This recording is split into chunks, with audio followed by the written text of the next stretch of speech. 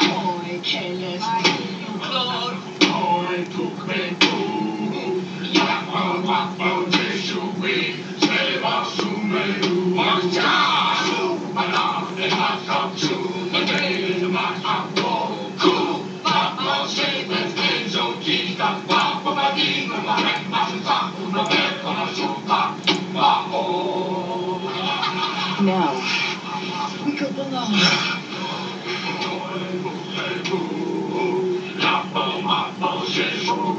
Say what's true,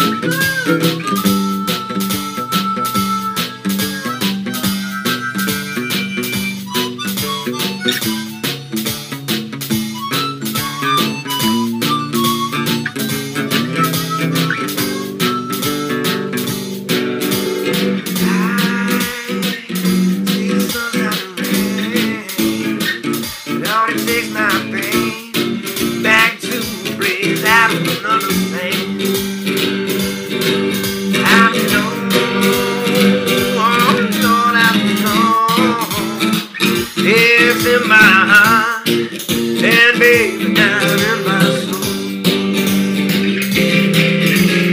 You, baby, you can't take it no more. No, I know I'm walking out that door the way you treated me too many times before.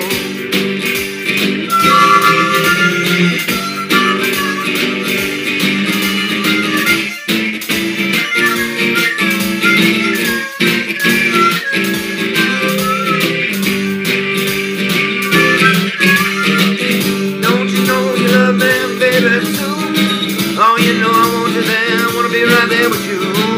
I know I gotta keep you by my side till the day I die. 'Cause baby, ecstasy is in my hand. Oh, when I'm holding yours in mine and walking in the sand. Oh, baby, you know it's fine. Now you done and pissed me off. You ain't done something you shouldn't have done. Baby, I'm mad. I'm going on, I'm going on.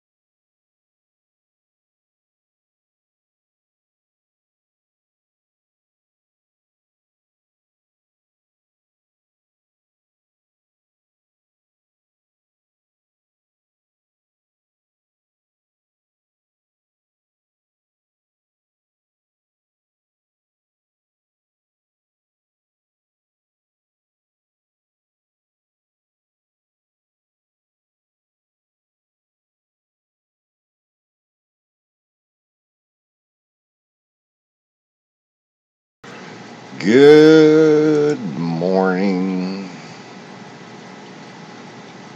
Well, let's just leave it at that. Add a U to it.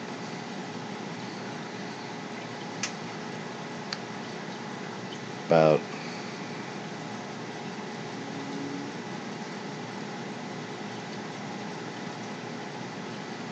ten hours ago, I think.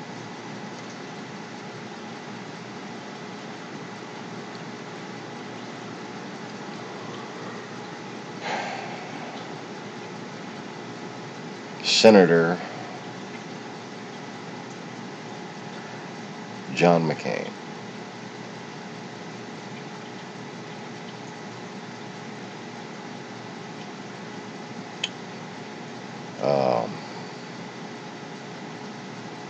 finally got tired of watching his family watch him suffer.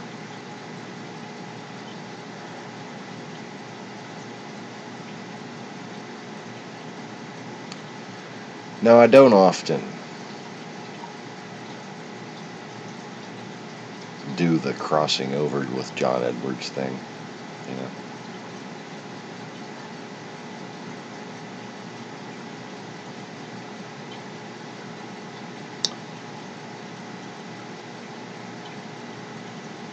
But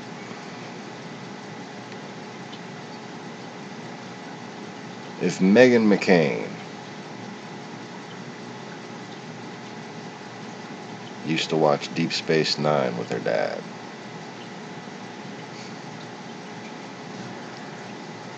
I think I've gotten yet another confirmation, at least for myself. And too bad the if can't really be answered, though I have a feeling it's true.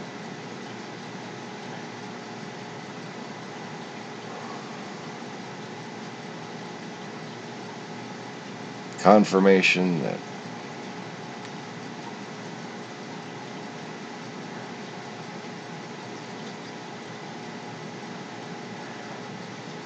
John, can I call him John?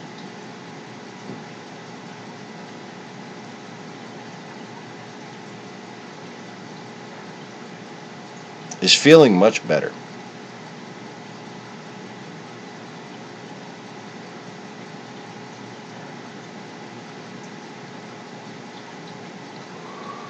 The only suffering he's going through is feeling bad for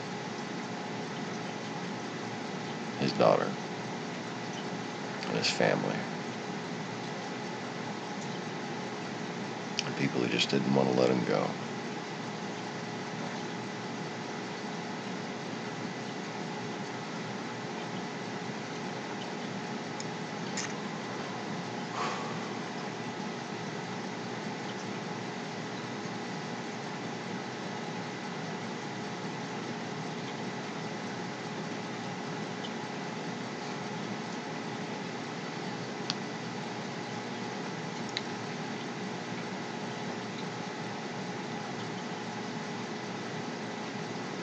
He always liked General Martok.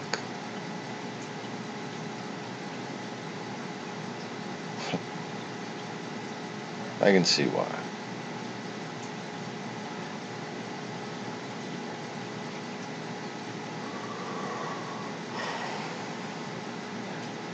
And he's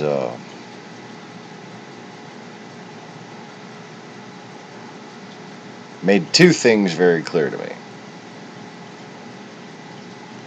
First of all, whereas most spirits that wind up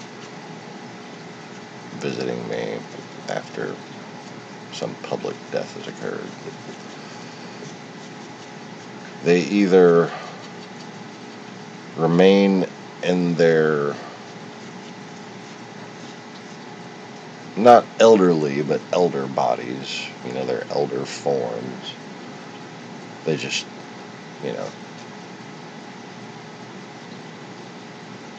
don't necessarily want to look they don't want to look younger. They just want to feel younger,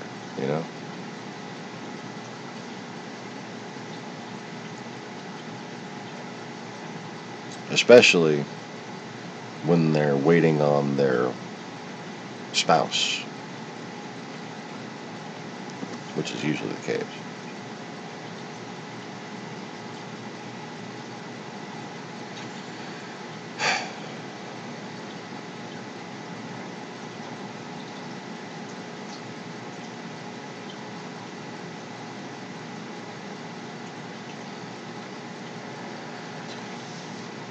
Not Johnny. It's either usually they'll take on a completely different form, sometimes even an animal.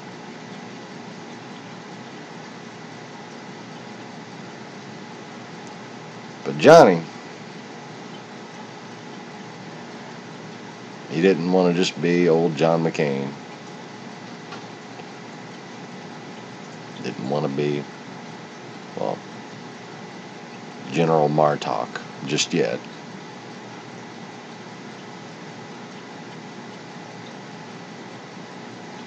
He said he wanted to be Cadet McCain again.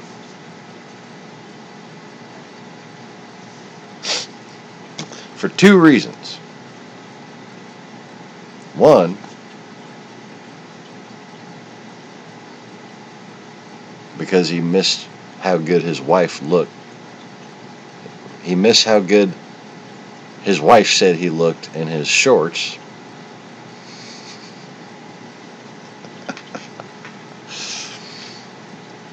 I miss how damn good my wife thought I looked in my shorts, in my khakis.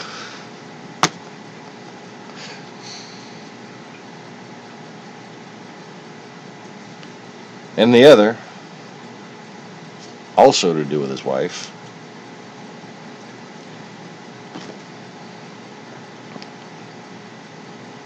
is apparently he gave himself a hard time for how beautiful she stayed over all those years.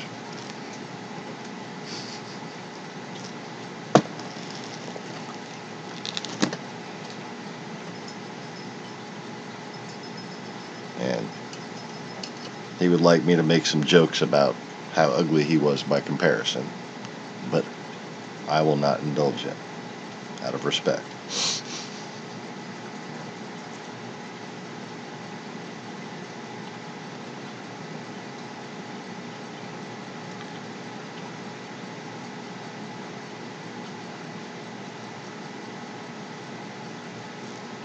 Now, I've met a lot of different conservatives, Fox News viewers in general, that have watched Deep Space Nine in particular, or Voyager or Enterprise, or Battlestar Galactica.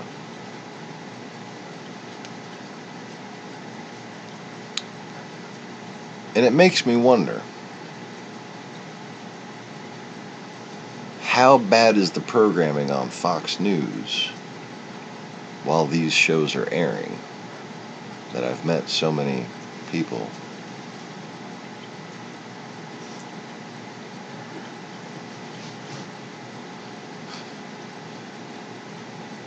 and their only hope for having anything common with me, Star Trek or Battlestar.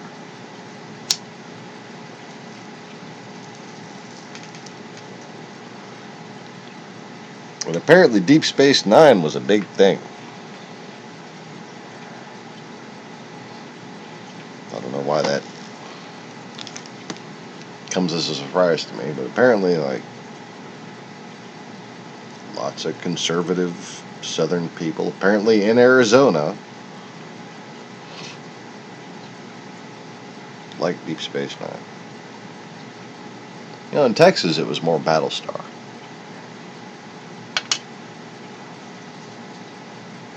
Louisiana, it's more Voyager.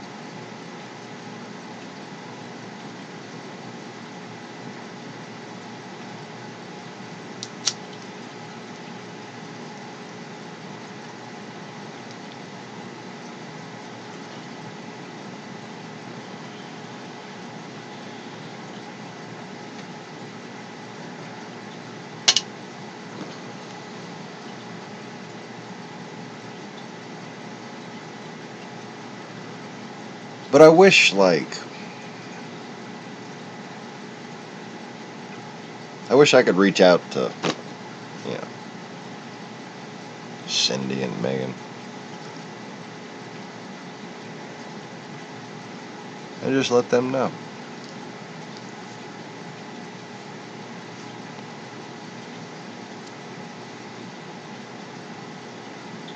Not just to test my own curiosity, you know, not to see if it's true.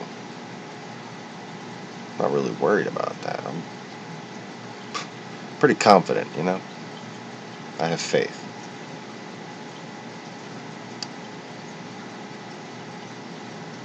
Myrtle is visible right now, if you're wondering why I'm looking at my sump. She's right down there. In the kitty. Oh, I'm not fucking with all that, but that's where I'm staring. I'll let y'all continue to have the better view.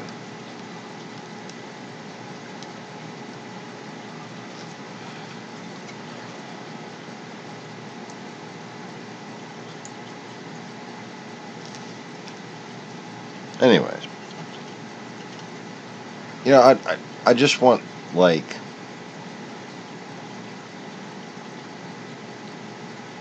to be able to tell someone who could be so influential right now as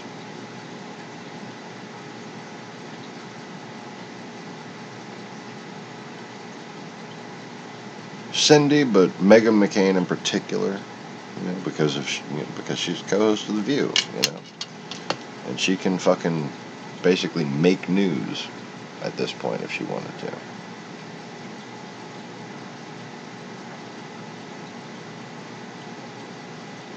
And I know she's handling this well.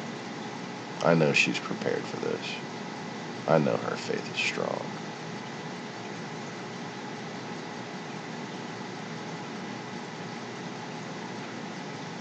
But the world could make a lot more sense to her. Should make a lot more sense to her. She has every right to have it make more sense to her.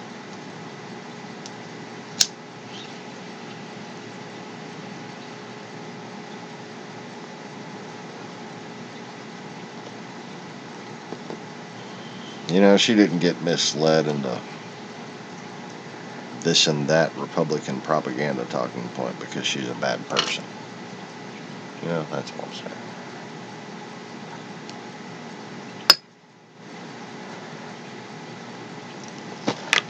You don't generally watch shows like Deep Space Nine if you're a bad person. Star Trek is not the show for bad people, you know?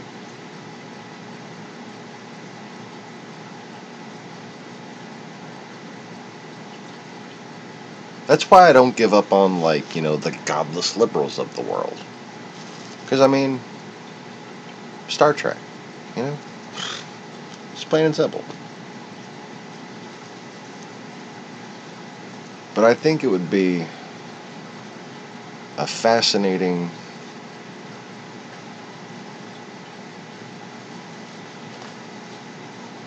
not moment of clarity, but like conduit of clarity. If I could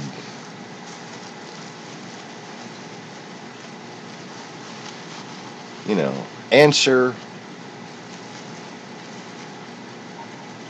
somebody like Meghan McCain's questions right now, right?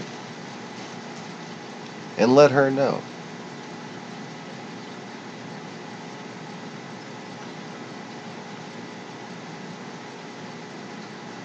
How bad her dad wants me to laugh at his "how good my calves looked" joke.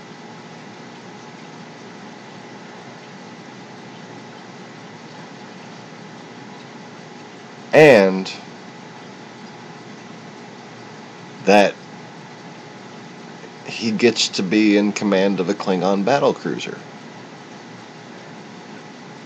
For fun.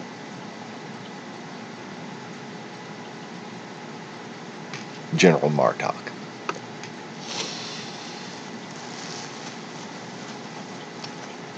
And I am willing to put money on. I'm willing to bet money that if she got told that story right there, she would, like cry giggle. Because she would know that's exactly what her dad would want to do.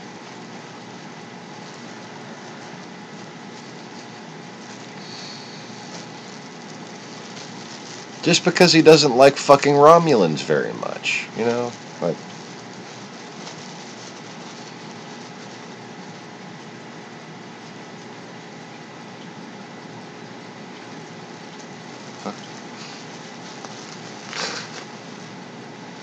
Anyways. And yeah, I happen to have been watching Deep Space Nine lately, right? So sure, it could just be a random whim.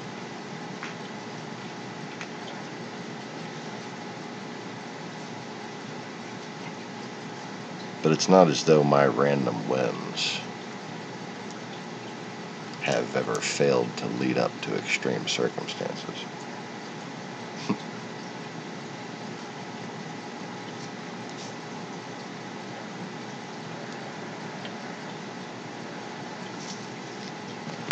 And on top of that, although not conclusive,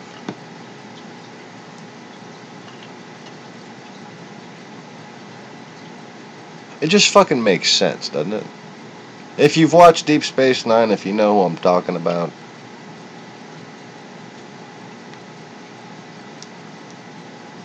if you're aware that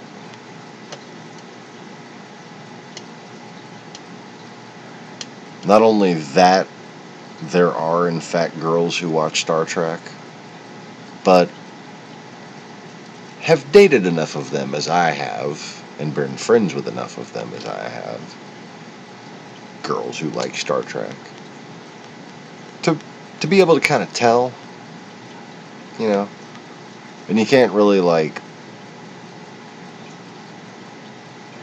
per se tell the Republican girl who likes Star Trek over the Republican girl who would like Star Trek very easily. But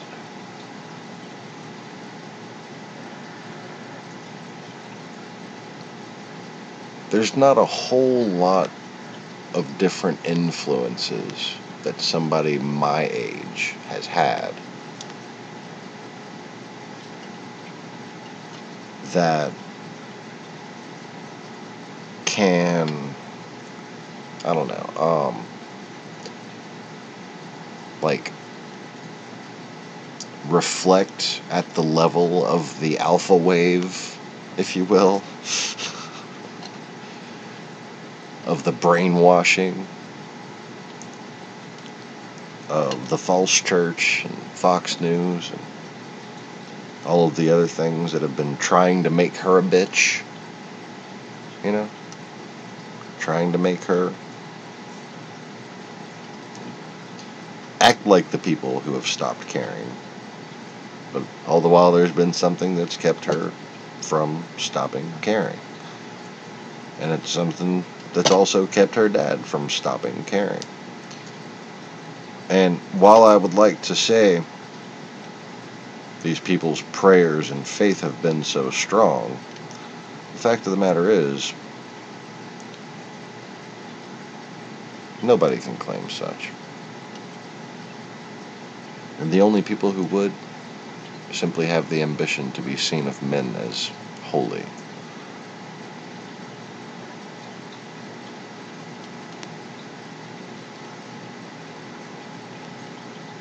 I've said for a long time, the people who are most capable of actually recognizing me right now are people most churchgoers would call godless heathens. Liberals. Most Trekkies are liberals. Except for in the South. It's pretty evenly divided around here.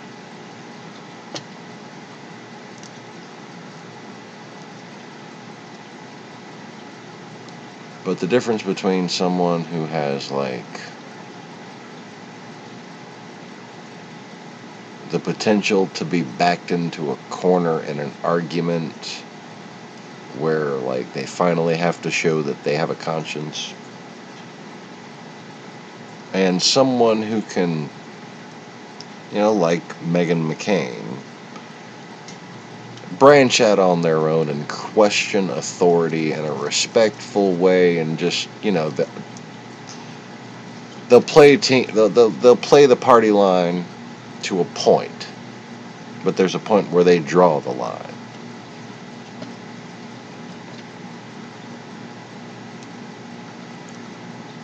That's somebody who watched Star Trek.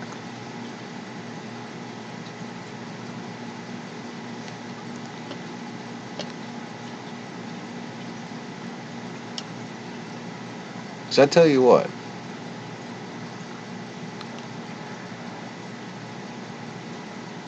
I guess it's just Gene Roddenberry's motif to make plots in general, like, to make the richness of the plots that he provides hinge around righteous resistance, kind of. Not rebellion. In fact, many lessons of recognition of the downfall of rebellious natures.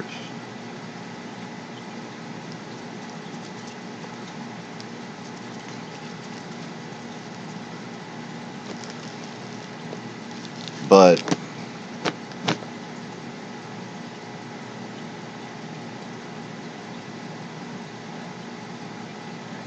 not so much Picard, but certainly Riker. The questionable record commander, right? Cisco, pretty questionable record. The whole series is spent, every 3 or 4 episodes, there's somebody else doubting the loyalty of someone having to make decision to defy Starfleet orders because they know that this is for the greater good. Oh, isn't that always the best episode? Starfleet wants us to do this, but we can't. We have to save these people. We can't leave them behind.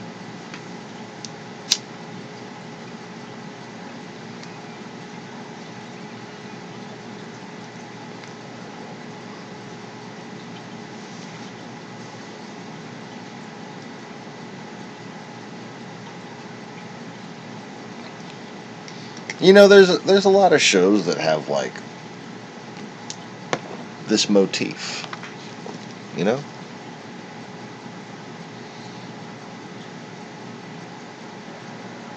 Most of them were canceled in the 80s. What's like the moral programming? What's the moral television programming of the 90s? Saved by the Bell, Full House, The Cosby Show.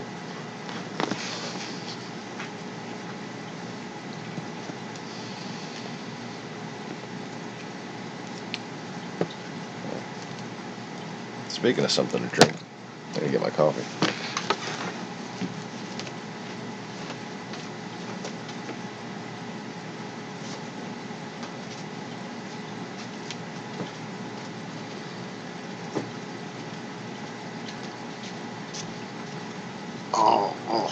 Okay. Oh, hello. Okay.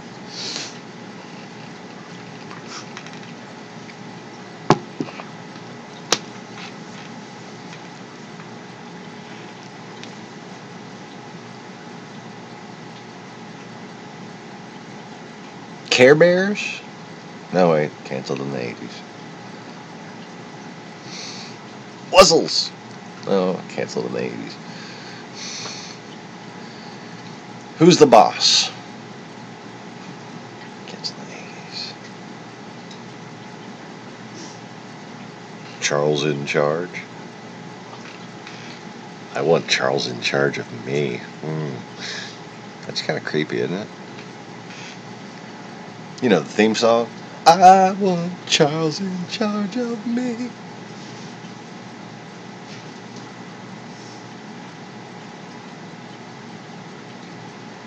Is anybody else picturing straps?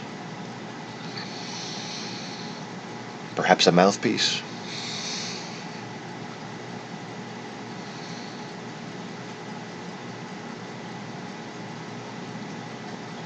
Or maybe that became the demon overlord on the series Charmed. Charles was in charge of her and the other two.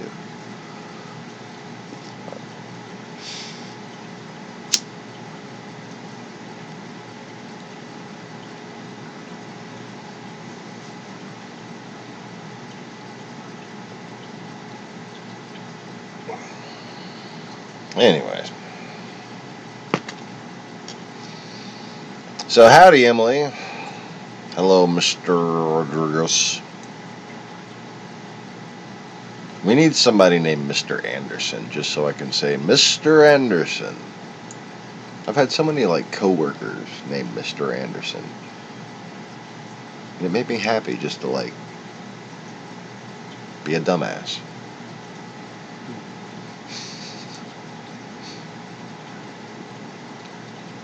Mr. Rodriguez, we missed you.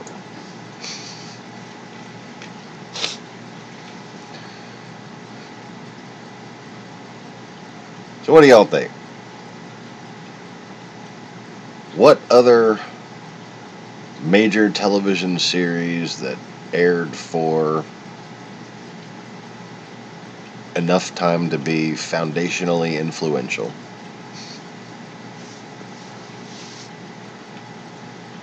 is there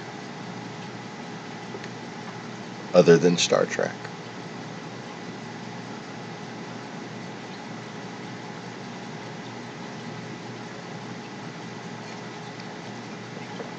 And actually, I don't include the old one.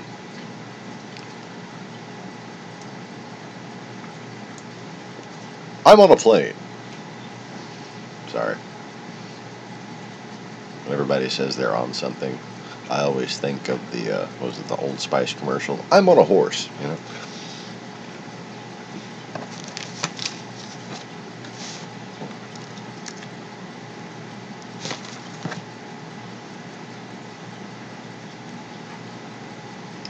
Look there. Now back at me. Now back there again.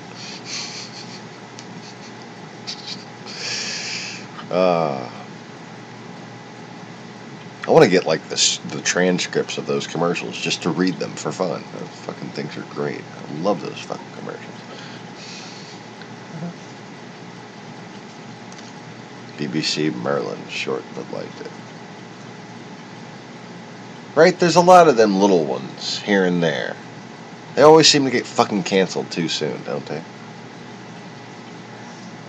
But didn't fuck with Star Trek, you know? Even if you didn't like Star Trek, you still understood how big of a fucking thing Star Trek was. I mean, in the late 90s, in New Orleans, we had these big fucking events called sci-fi conventions. And they never would have been possible without Star Trek people. I didn't go there for the Star Trek shit. I was there for the masquerade and role-playing and shit like that. Well, because the girls I was with and the friends that I had were all into that shit. I was there to get really fucked up and watch people act crazy in costumes.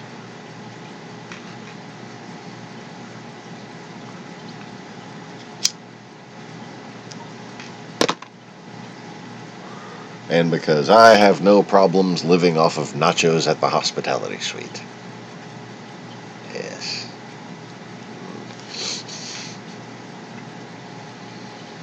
But seriously, just imagine being in, like the late 90s on whatever it was that you did. And of course, in my case, at the very least, or in addition to, I would have a flask full of scotch inside my suit pocket, and I almost always wore a black blazer.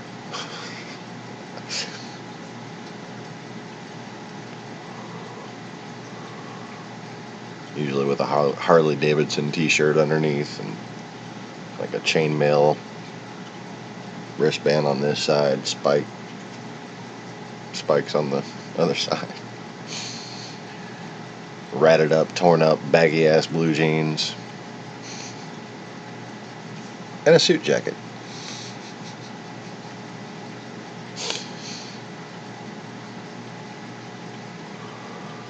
Sometimes black leather pants and a trench coat.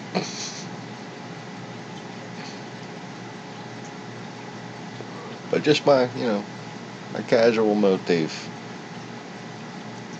Just that light jacket to keep you from getting chilly on the water at night.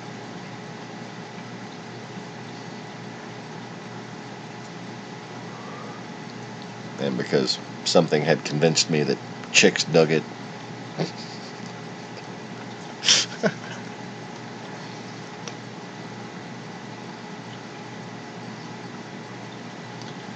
I was a pretty eccentric little fuck, man.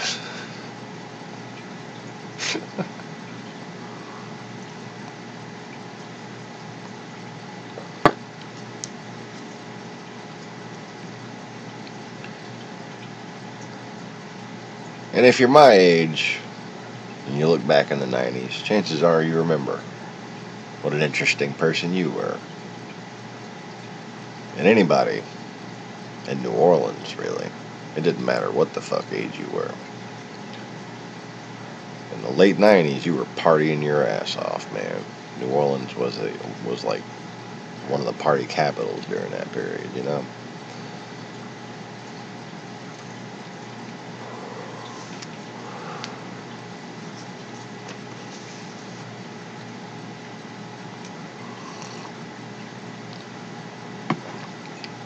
So just imagine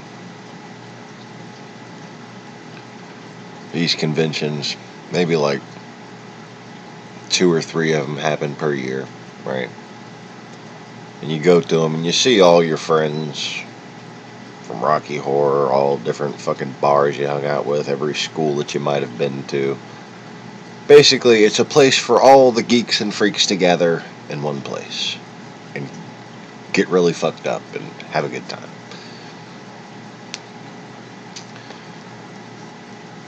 And you can just sit back and watch. Drink your beer or whatever. And eventually, a group of Klingons will pass by. In full fucking makeup, gear, with batleths, speaking fucking Klingon. And I don't care who you are. If you're drunk or stoned or whatever, and you see a bunch of fucking Klingons pass by, you're having a good time. It's an experience, That is a night to remember.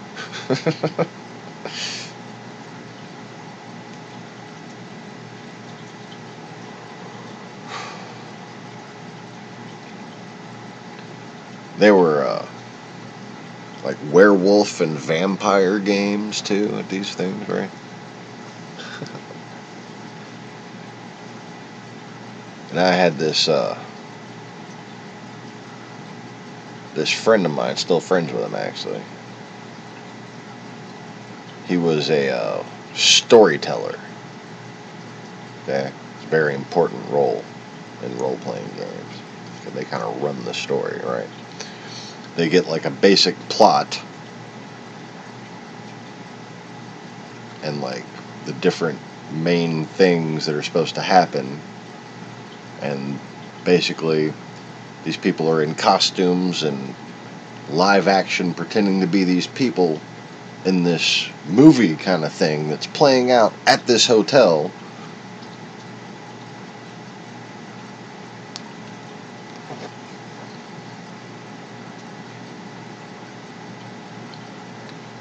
And if you want to know just how hilarious it was, this friend of mine,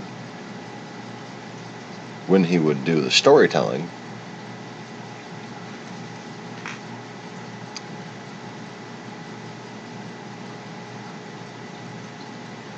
let's just say people would wonder how much LSD he could actually handle.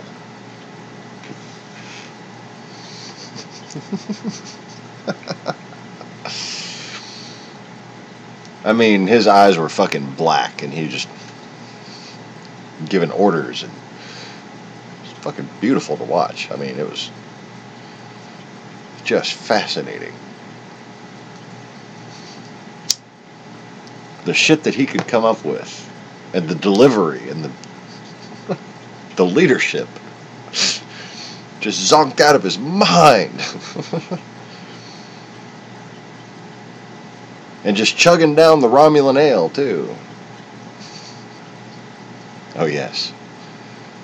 At sci-fi conventions, you will find things like reanimator fluid and Romulan ale.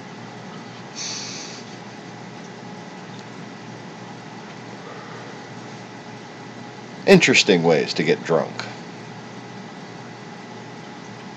And certainly interesting things to see. While stumbling through the hallways of some crazy fucking hotel in New Orleans, you know?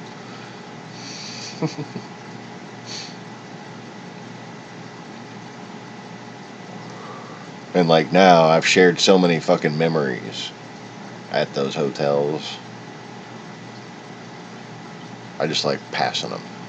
You know, it's like, that con. Some of them, they had like the same con or like a couple of different cons at the same hotel over and over again throughout the years, right?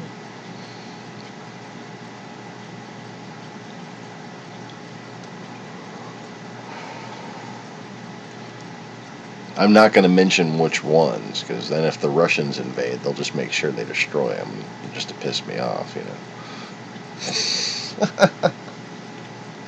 It's funny because it's true. Anyways, I hope everyone had a happy 420, and thanks for joining me.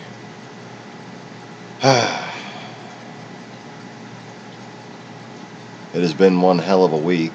I forgot to do a news recoup or a news recap, whichever you prefer. On the last live stream, even though I believe I mentioned it in the beginning of the video. Yeah, I covered a little bit of news, but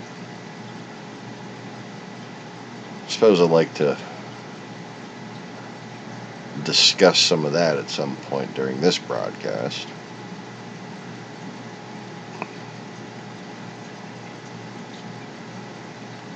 But right now I'm being distracted by a little icon of 7 of 9 right there. And I'm bringing up.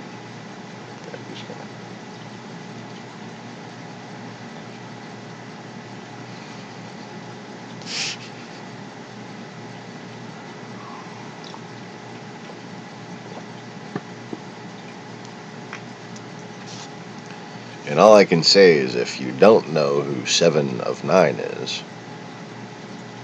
and you have a penis, it is angry with you.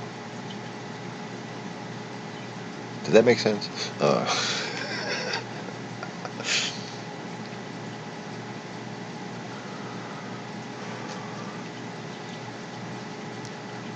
You may not know, but it already knows.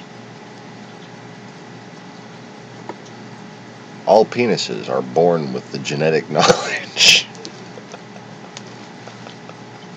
of who 7 of 9 is.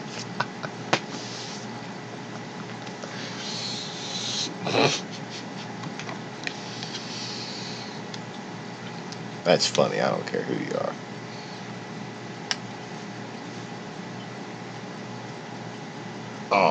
Oh, damn it. Somebody had a thing of Final Fantasy IX and it said the best game ever, and I'm like, you're right, that is the best game ever.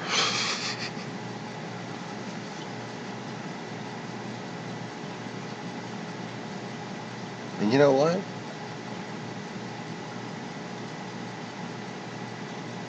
I think that's going to be the next thing we do on Easy Reefers.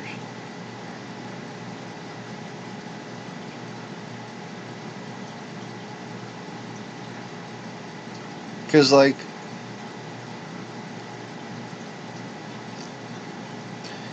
you know how there's, like, the cool side of you, and then there's, like, the mature side of you? Like, there's the,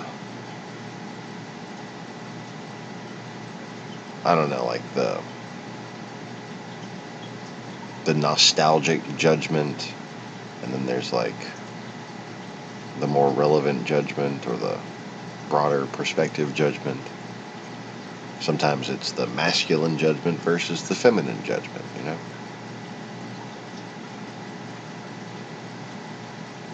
And man, I really have a problem picking a favorite Final Fantasy, right? But it's like, for badassness,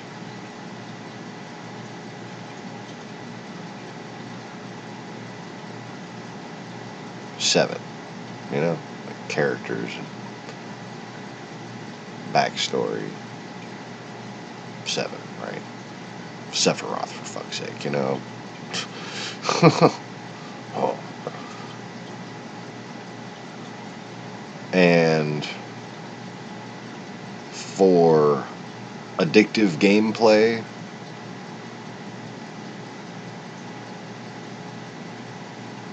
10.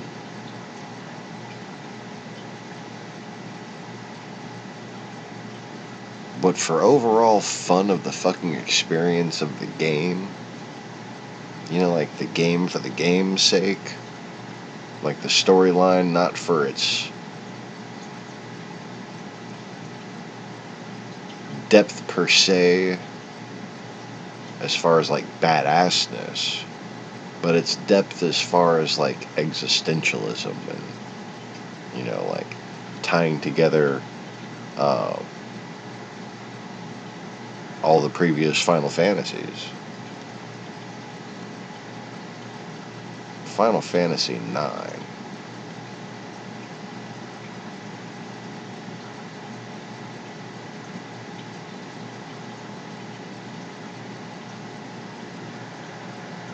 It's like, if 7 is your favorite, you also have to play 9. If 10 is your favorite, you also have to play 9.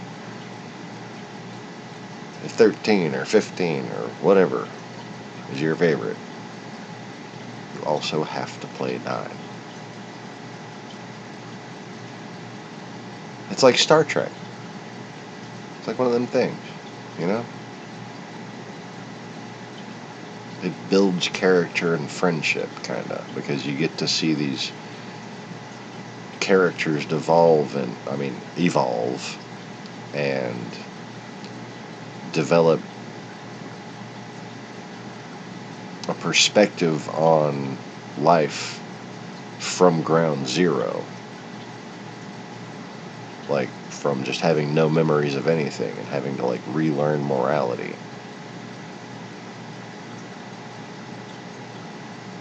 And it kind of reminds you of that clear sense of right and wrong that you had when you're young. You know?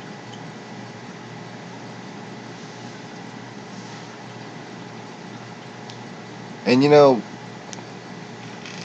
All Final Fantasies do that to some extent. But I think 9, man. It's really hard for me not to just say 9 is my favorite all around. Every time I see Vivi on the fucking airship,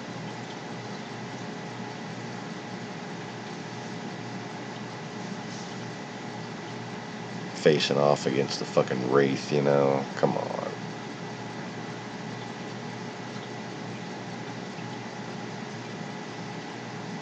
He doesn't know what the hell he is, where he came from, and the first time he ever meets anything like him, it's this fucking evil thing that's really powerful and trying to destroy him.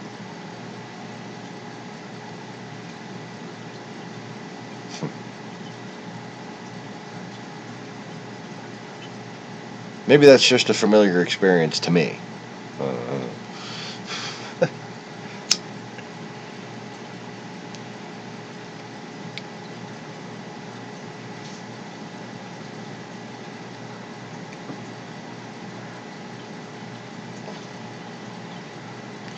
So Carlos, did they talk anything in the new Merlin series? Maybe you can just kind of be my conduit for review on that.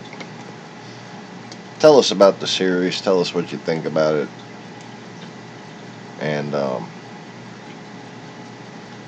course, I'd like to know if there's anything that I've mentioned that has wound up in the series, because I've only fucking seen the icon on, I think it was Netflix? Either Netflix or Hulu. I'm not sure which one. I think it's Netflix. I don't browse much on Hulu, and I don't think it's shown up as recommended.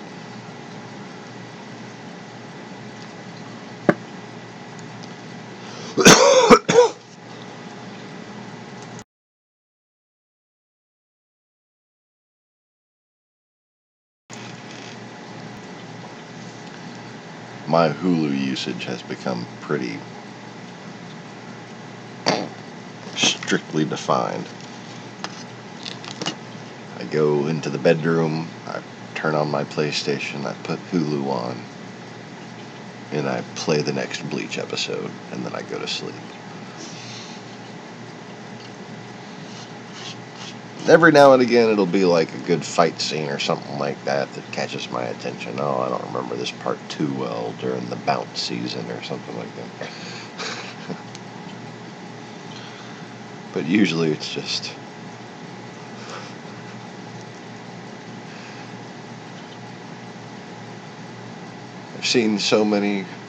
I've seen most of those episodes so many damn times that it just conks me right out. Just fucking background noise at this point.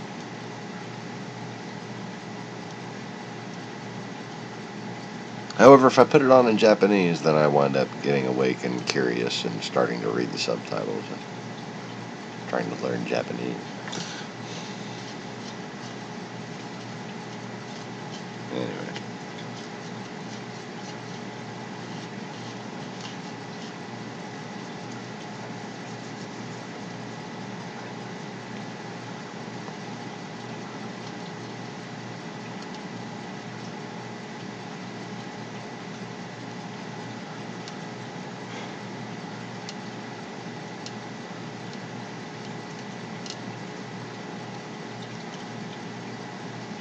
So,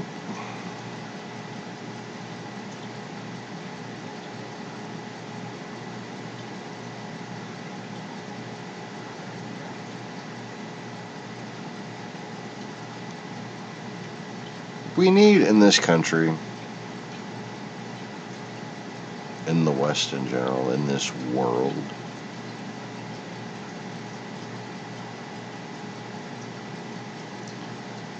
a more intuitive counsel of planning. Like,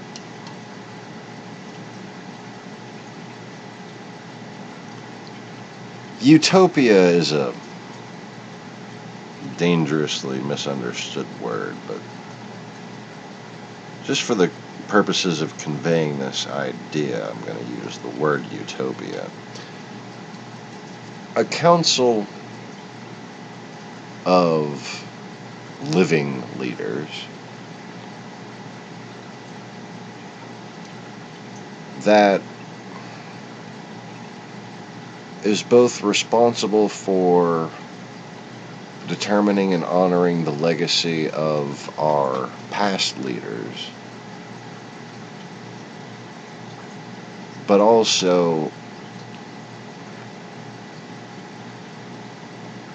proclaiming what the ideal situation should be for this country and laying out a path towards that. Not as a matter of law, but as a matter of goal setting, you know?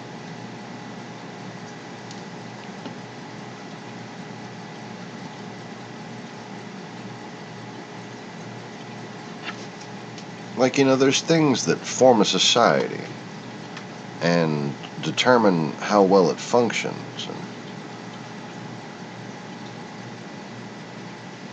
who do you think's in charge of that right now? Is anybody even in charge of that right now? Does anybody even have a grasp of that right now, these days? Really?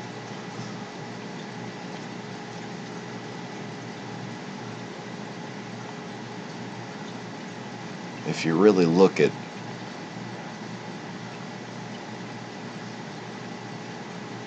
America's period of prosperity and prowess, one can use their imagination and come up with the idea that there must have been some kind of, well, not higher power, but that would be the actual case. But, like some secret group or something like that actually deciding on one side what the productive course of things would be. Some group to counter all the many groups that try to decide the corruptible course of events that should proceed.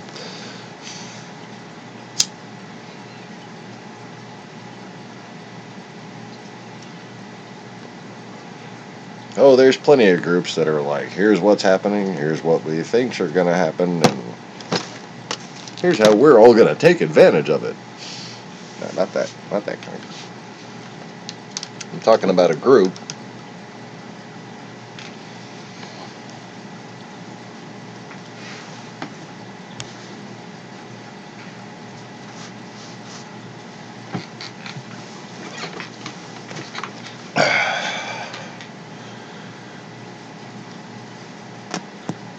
that thinks of things like how television series should set standards for themselves to best suit the overall needs of humanity.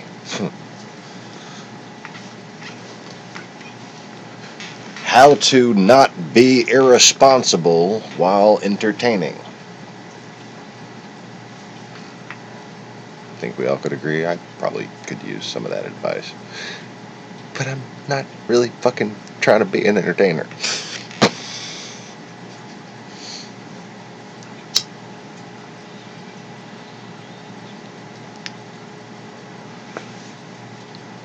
So meh.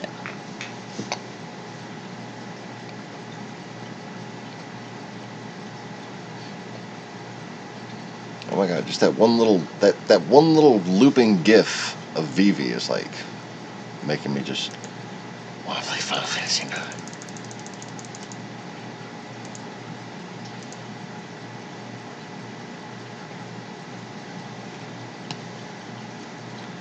I know what I'm gonna do.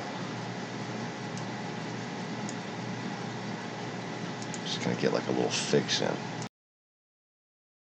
Just gonna get a little fix in.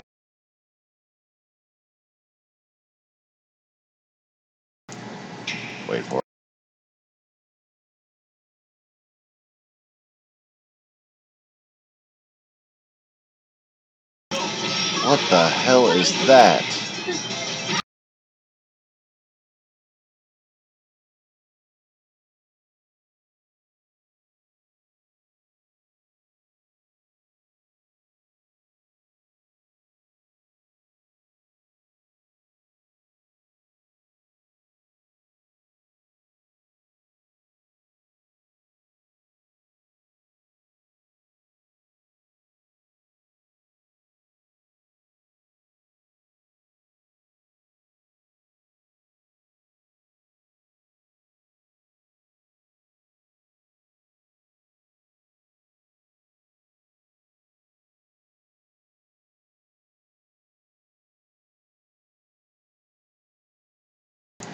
Okay, I'm good.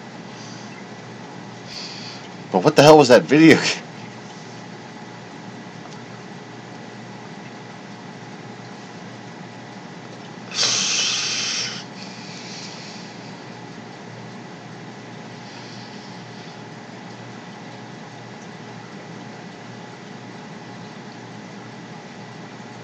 Like I'm scarred for life.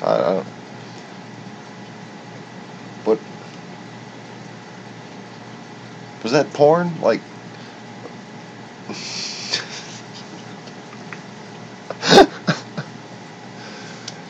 I'm so confused.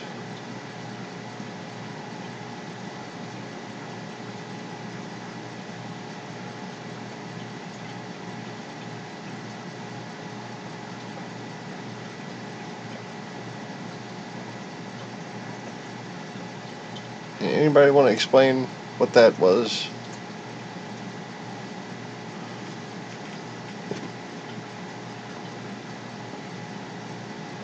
I'm just gonna delete it from my active memory banks and try to fucking move on with my life. I can't even focus on the fucking little Final Fantasy clip I just got to see.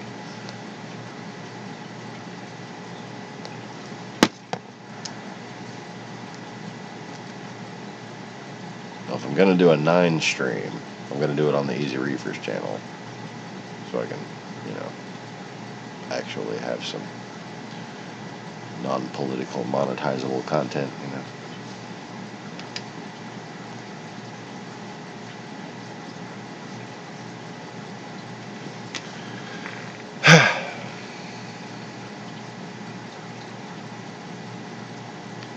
But anyways,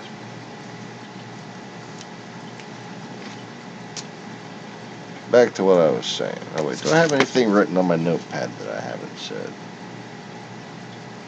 Oh yeah, no feeling. Well, I thought I forgot something.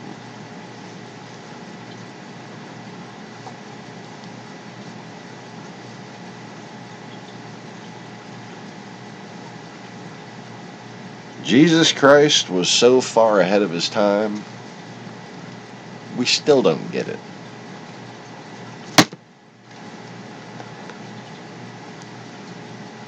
That's 2,000 years ago. 2,000 years ago, there was a guy who might have just been a philosopher. Right? Maybe, whatever. But clearly, 2,000 years ago, there's somebody, give or take, who said some things and laid out some concepts. And many people have said that they understand it. And have said, this is what it means, and that is what it means. Give me your money for telling you, or else you're gonna go to hell.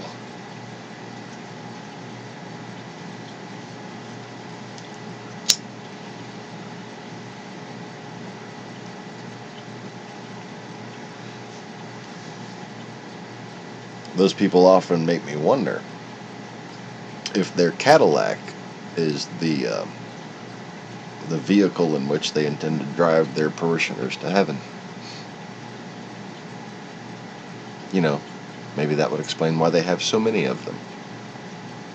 What is it with fucking preachers and Cadillacs, man?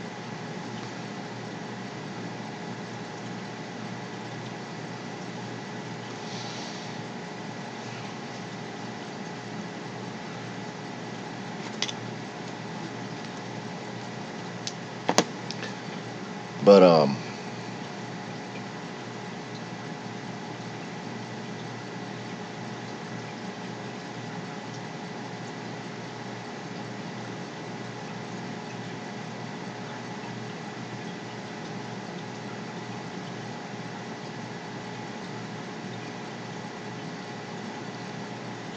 especially these days, it seems that people interpret scripture to suit their own fucking means.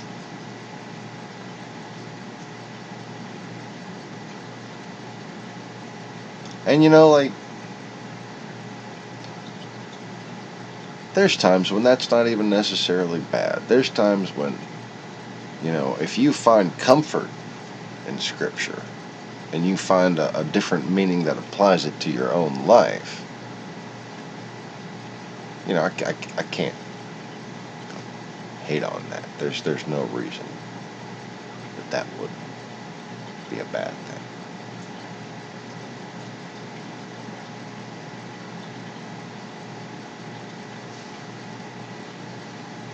But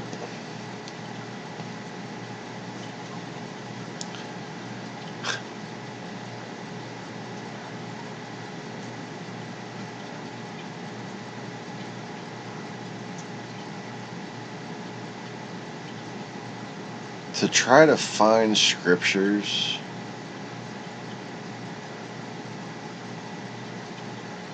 to relieve you of guilt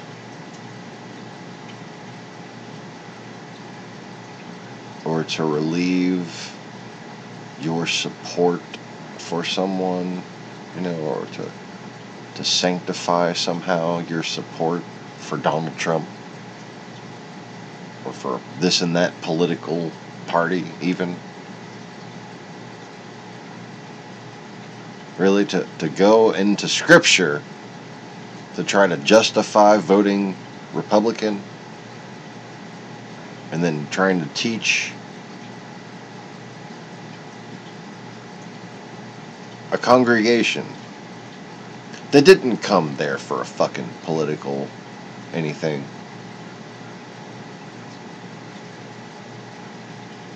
Anything. They came there to be united with each other and with God. And they don't give a fuck what fucking news program you watch.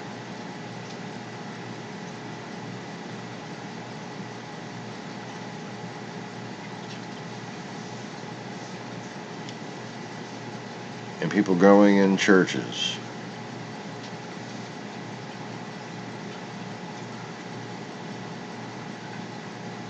not even announcing that they're in support of one political party or another, not talking about politics at all, but carefully choosing the scriptures that they teach and how they teach from them to suit a political agenda.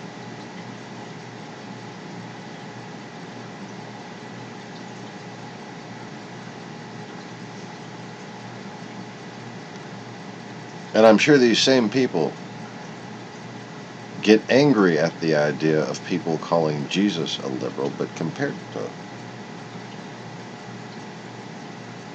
the modern sorry excuse for conservatism, he certainly was. Jesus certainly wasn't a communist. But to say he wasn't someone of classical liberal values is to insult history and to insult the kingdom of God itself. You see, classical liberal values didn't exactly come from Plato and Aristotle and Socrates, did they?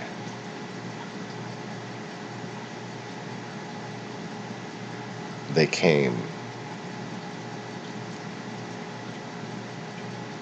from the person you claim to follow.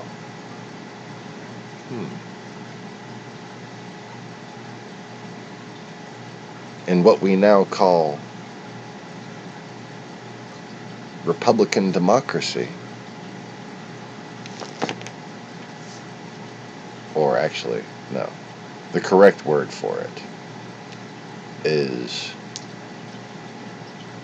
a representative democracy. Okay?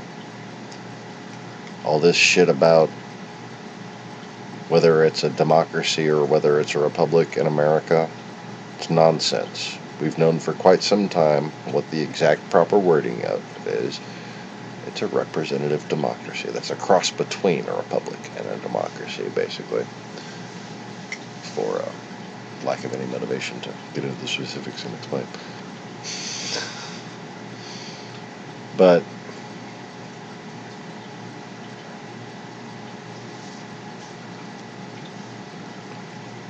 the very idea that an individual has rights when, like, no one in their family conquered anything or owned anything. They're not in books and stories and legend and shit. Like, just nobodies. The idea that they would have rights.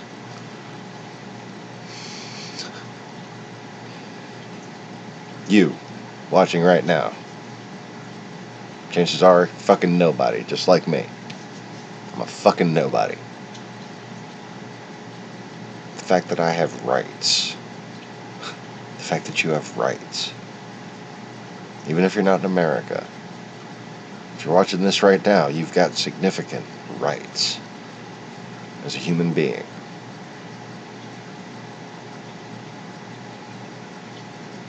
Before 2,000 years ago, good luck with that.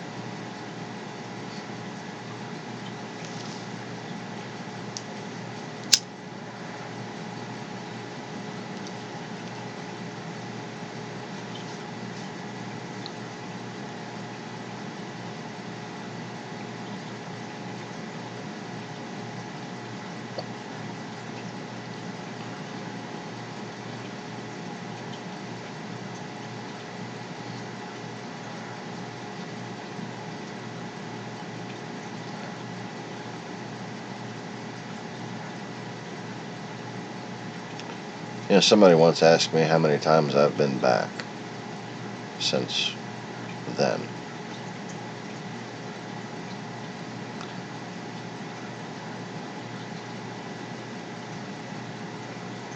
And I just chose the easier way to answer without explaining why I answered the way I did. I said thrice.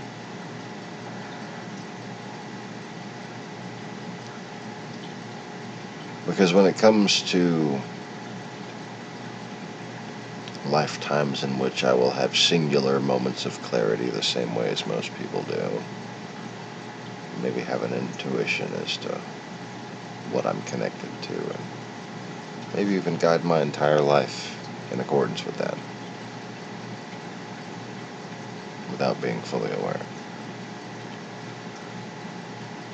The number of lifetimes in which I achieve this state is very far and few between. And like I said, it's been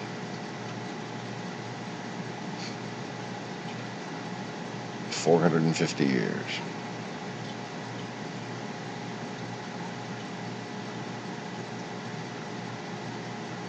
since I was here.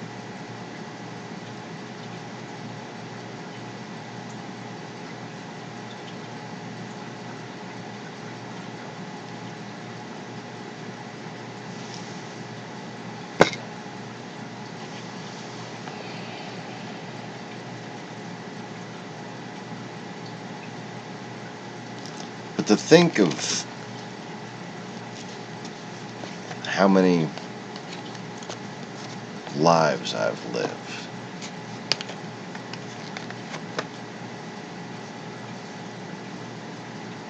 simply to even begin counting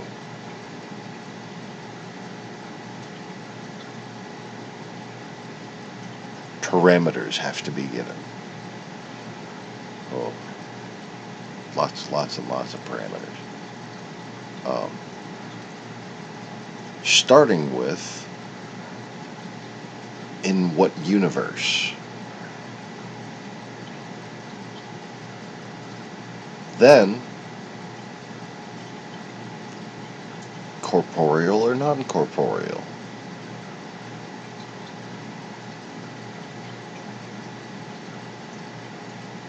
Then, biological or otherwise. Yes, not all life is biological. Duh. Oh yeah, Star Trek.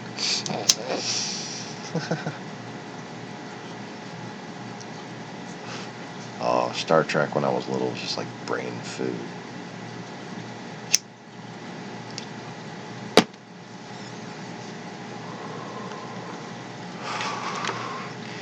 School did not interest me. You put on some Star Trek and I was... It knows how to behave.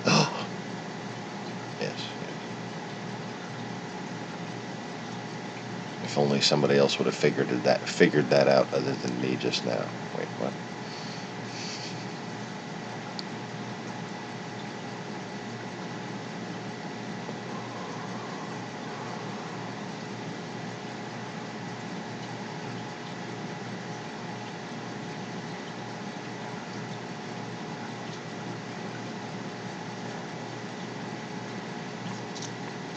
Anyways.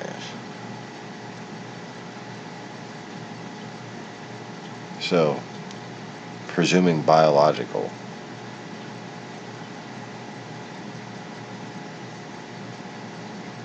What kingdom of animals?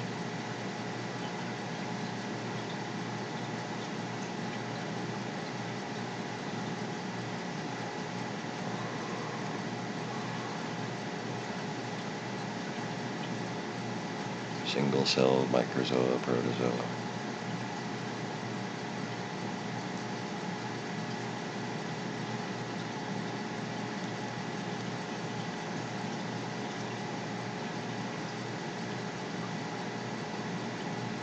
Physical or ethereal. Because ethereal to some point technically still is biological.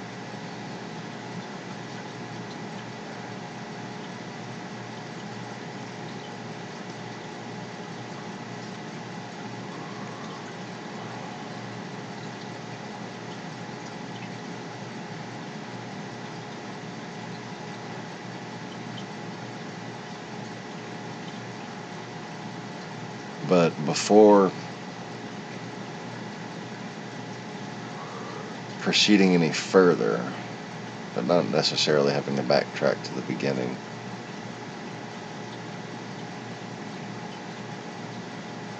I have to define what the meaning of the word I is.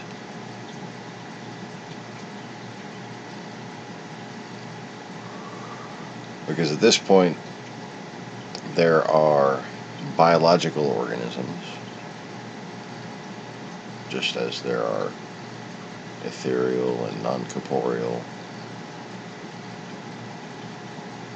and even inanimate beings.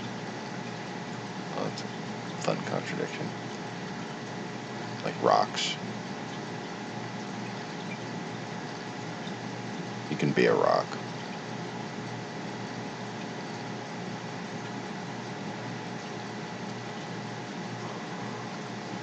It's fun to know that Gene Roddenberry actually thought about what it was like to be a rock. What a fascinating person he must have been.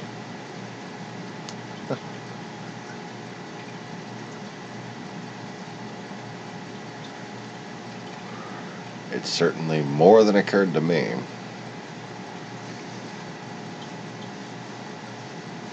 And if anyone wonders whether or not there's a demon that lives inside rocks, oh yes, there is. And he always whispers words of pride to you in his deceits.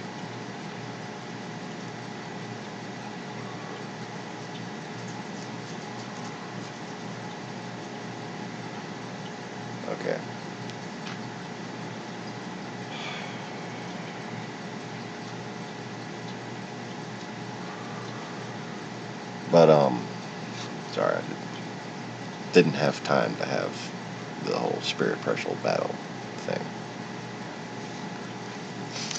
Telling a story here. Yes, I already remember.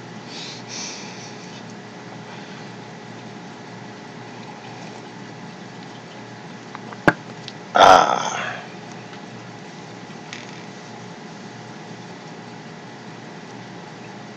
So,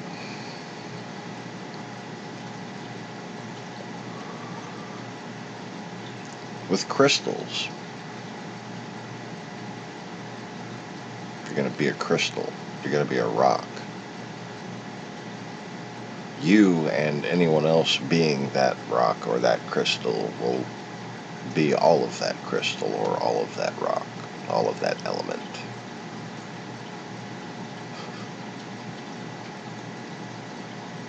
And you will exist non-corporeally unless it is the collective choice to decide to have you interact individually with someone who is corporeal.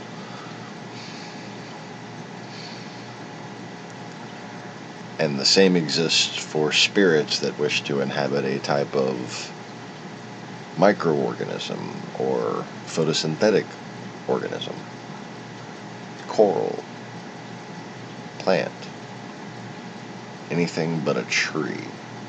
If it has wood, then it weighs the same as a duck, so never mind.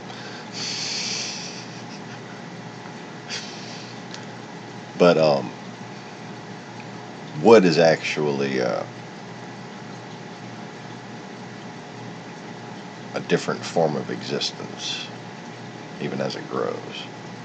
And there's the wood of the tree, and then there's the life of the tree. And the life of the tree exists non-corporeally, whereas the wood of the tree exists as a singular,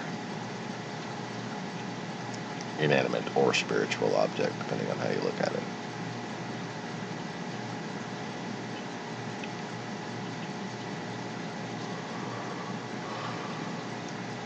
It's kind of like the difference between the coral polyps and the skeleton.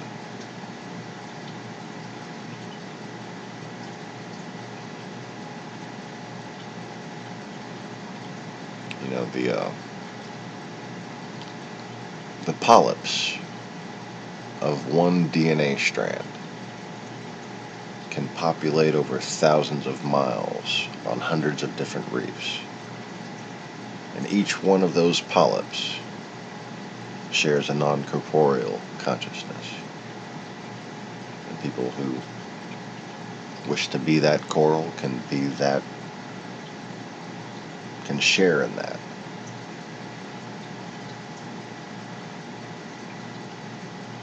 But a coral colony, like the wood that forms a tree, is its own work of art, is its own singular thing that shares this physical place, I suppose, with a part of this non-corporeal existence. Just the way a tree, actually, and howdy, Mr. Conway. Mr. Conway might have heard a Gaelic legend or two, Celtic, Irish,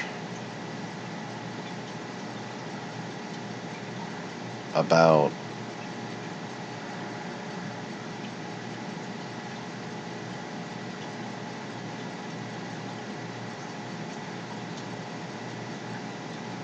sort of star spirits in trees.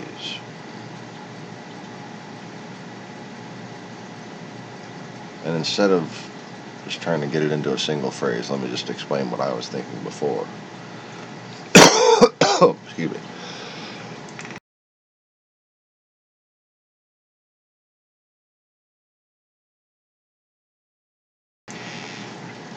So,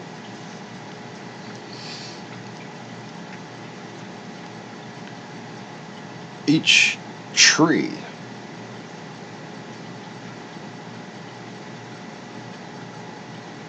unless it forms a canopy. The same way like each reef, unless it forms a ridge, a barrier. Each tree sort of creates its own little communal universe.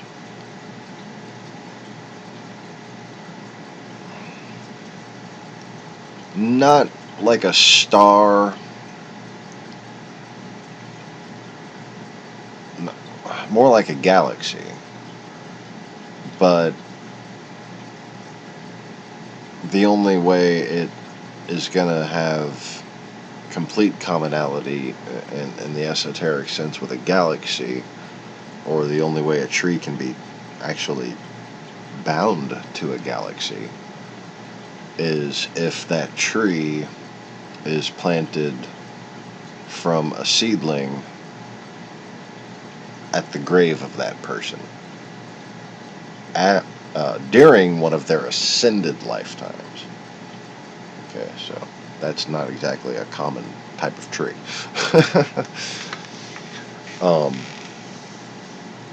But each tree becomes like a dream. Okay? It's like a naturally occurring communal little universe where spirits go to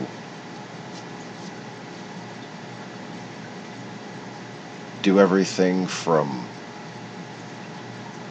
sell arts and crafts to falling in love to, just taking all kinds of forms. Whether they be biological or spiritual versions of biological things, or complete figments of the imagination, or fucking gnomes and fairies and shit like that. Whatever the fuck they wanted to be when they were children together or something like that,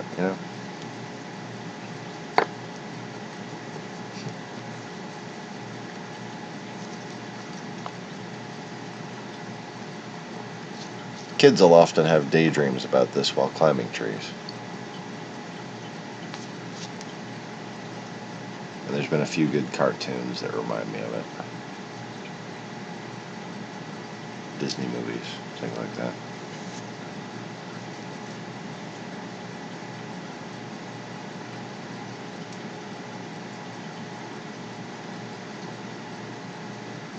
Well, that can certainly be taken a lot of ways.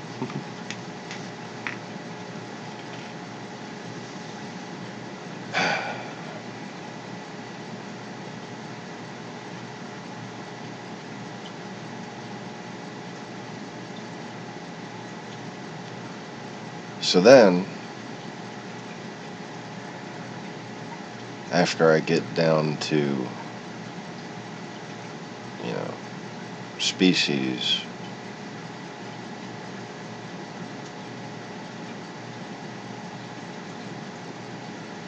of the corporeal nature,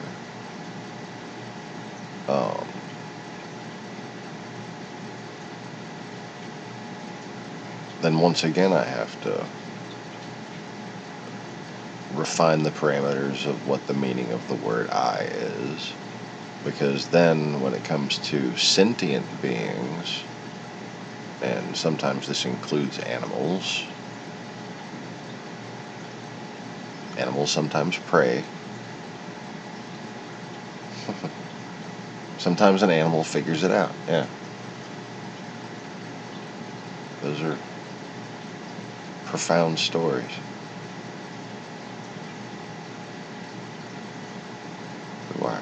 I should try to remember one. But anyway, on topic.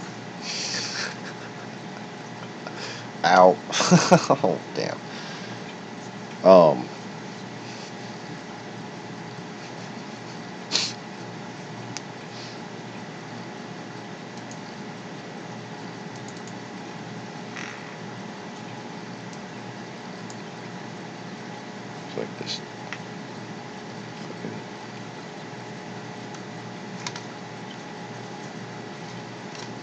Asian ladies covering their eyes, and pair of Asian ladies covering their eyes right there. Anyway, like that. I looked up and I saw them doing that, and I'm like, never mind.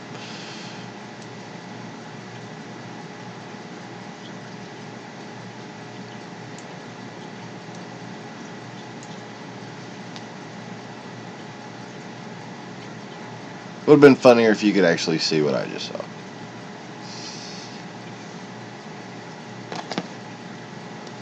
But okay, so then, when it comes to how many lifetimes have I lived in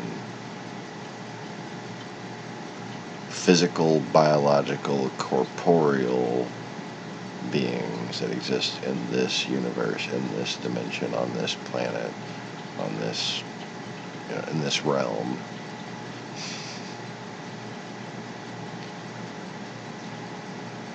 Then, sentient. The reason why I need to redefine once again what the parameters of what I means is because at this point, there are parts of my soul that I lend to other people, and the occasional animal.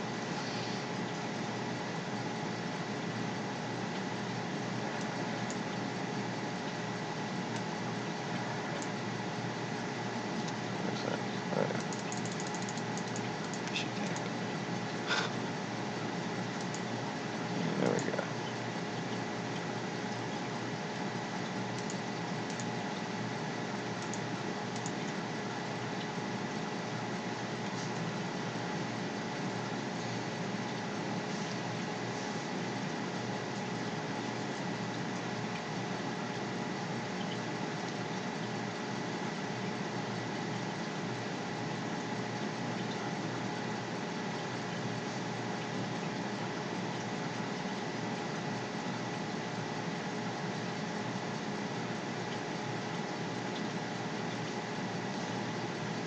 Okay, so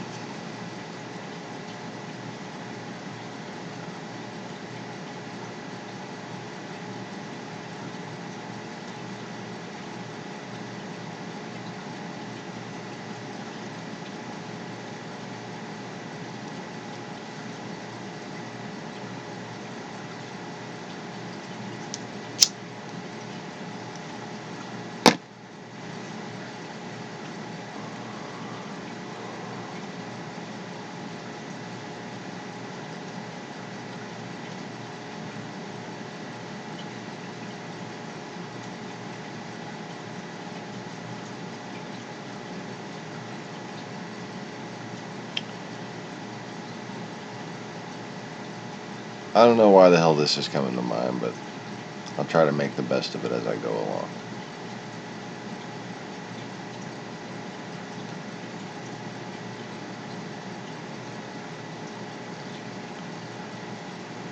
There's a monkey and an otter that live along a river.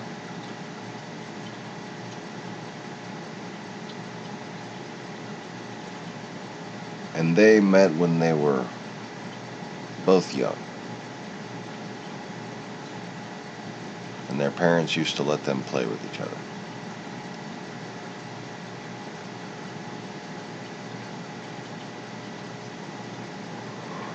The monkeys, of course, lived along the tree along the river. And there was a little clearing. And along the clearing, there were some berries that grew.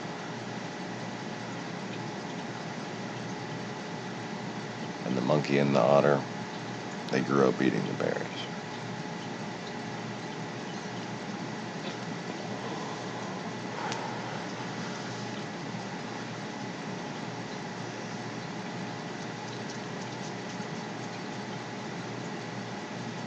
And I'm trying to make a more sensical version of this story Because in the old part of the story,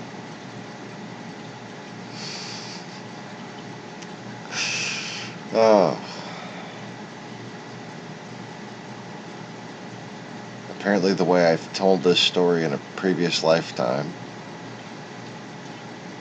the monkey,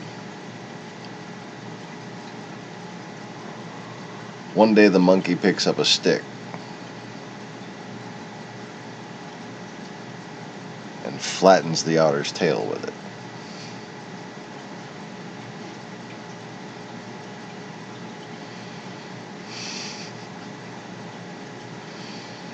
And my writer's brain is just making all kinds of cartoonish interpretations of why this might be.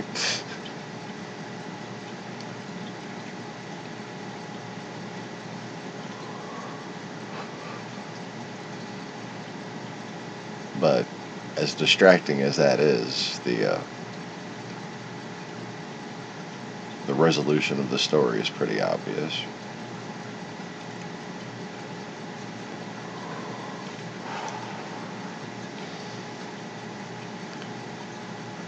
The monkey had a plan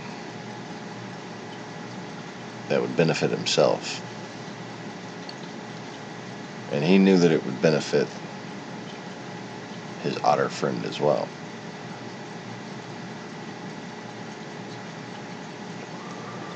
But he could not do what needed to be done himself. And the otter couldn't do what needed to be done either. And that was shovel and pack river mud and create a dam that would make the clearing even bigger so they could grow all the berries they wanted. Because they noticed how everywhere there was a clearing, there were berries. So the monkey picked up the stick and grabbed his friend by the neck and started beating his tail with it.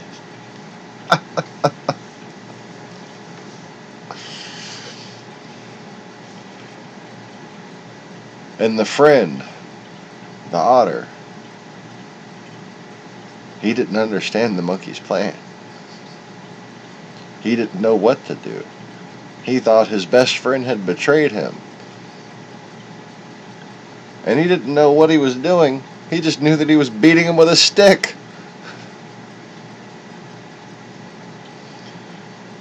And he cried out. He didn't know who to cry out to. His parents said that the monkeys were nice.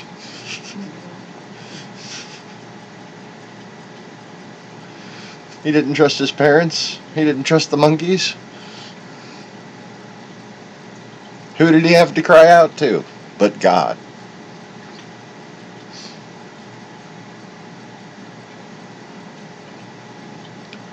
And then when the pain was over, he saw what it made him.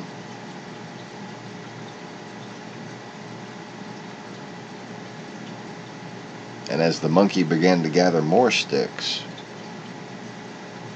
he didn't think he was in for another beating. He began to see the plan. And in moments like that, when you endure the pain, and you don't know why it's happening to you, but you know that there's a reason for it.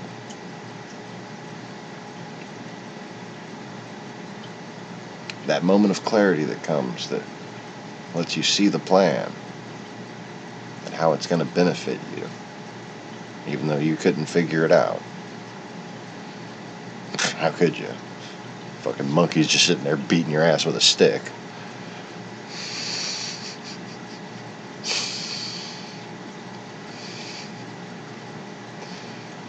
This story made sense after all.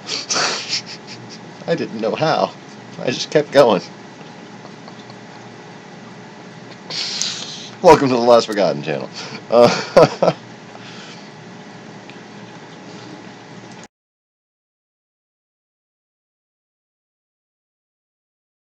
Oh, man.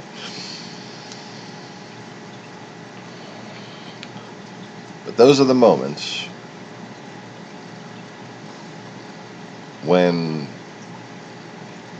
what you cry out to lends you a part of its spirit, and that becomes that wisdom, and that wisdom becomes a part of your new strength.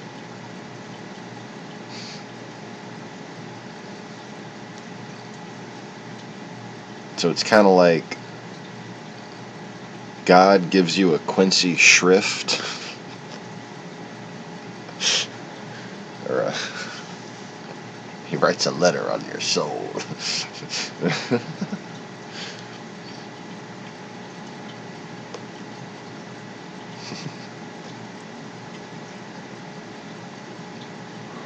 Anyways.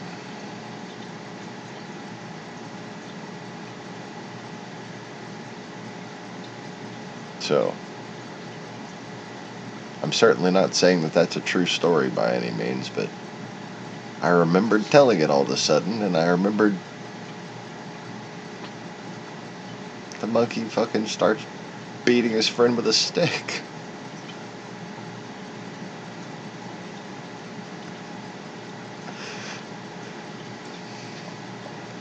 And that's why at the beginning of the story I look so confused. Because I'm like, isn't this story about a beaver? No, it's about an otter. Okay. A monkey and an otter.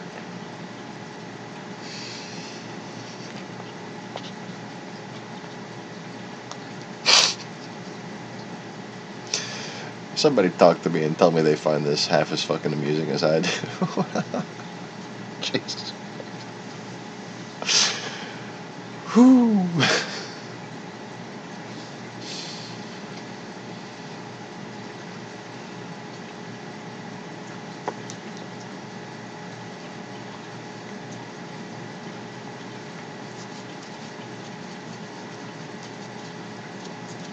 See, be careful what you wish for.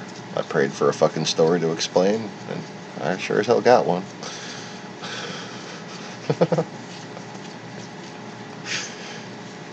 Turned out to be kind of a silly story.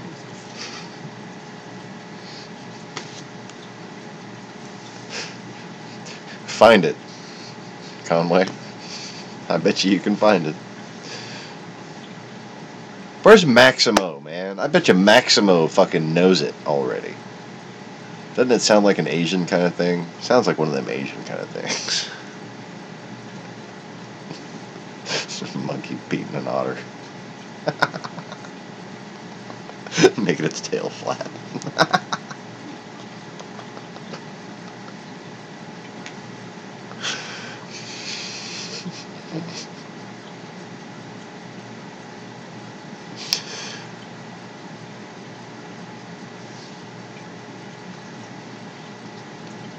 I think I'm laughing because I was the monkey. I don't know. I was picturing myself as the monkey, that's for sure.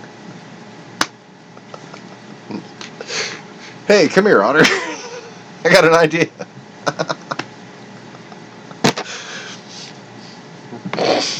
Hold still. You may experience some pressure. Trust me, I'm a doctor. Dr. Monkey.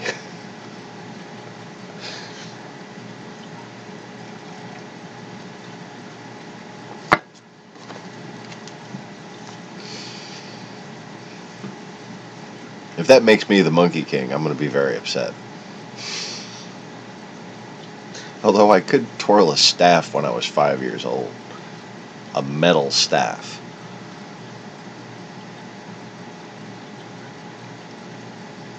I know because I lost my big toe doing it. Oh, not my big toe, my big toenail. Quite a difference there between your big toe and your big toenail. Like the difference between an otter and a beaver.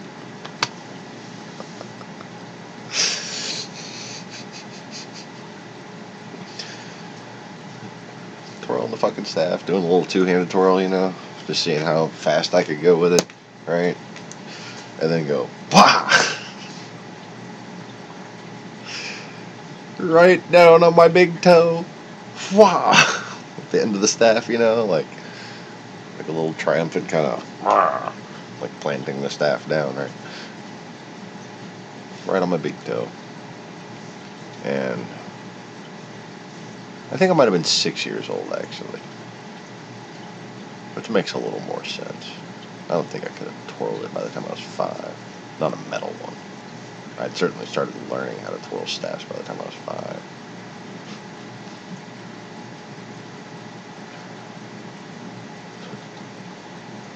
Really, it was something that, fascinated me from the moment my memory started developing. I don't even want to experiment with that, because then I have to go and read these really annoying fucking so-called apocryphal things. And I'm sure some people that are watching this are going to already be thinking of that. The Monkey Man.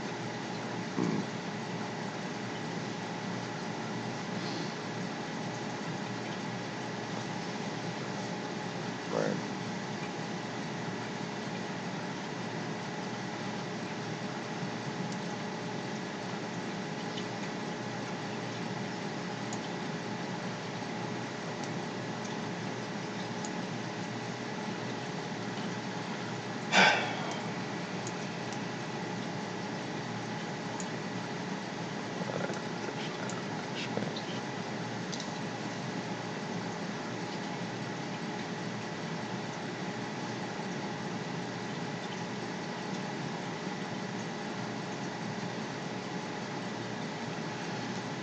Of all the different names in the Bible, that makes the most sense as far as both a lifetime with memory and personality through the description of the name, Isaac, which means he laughs.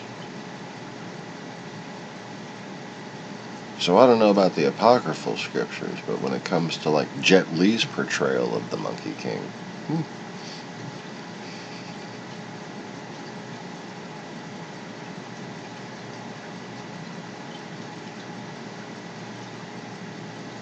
But as far as the use of the word monkey as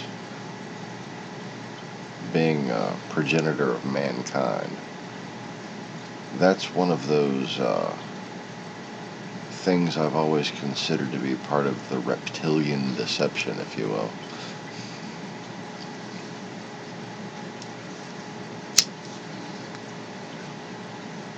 Dingo!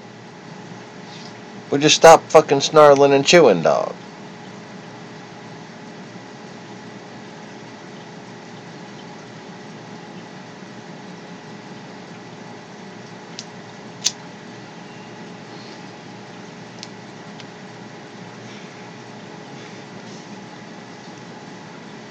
But then again, before I get too far into that thought, just based upon the fact that, Jet Li laughs when he's the Monkey King, and I like the staff fighting style.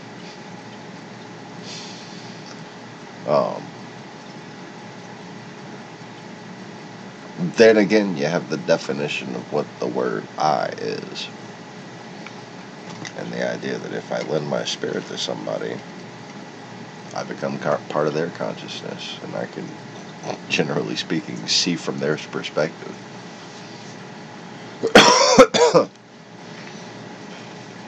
Dingo, get it out.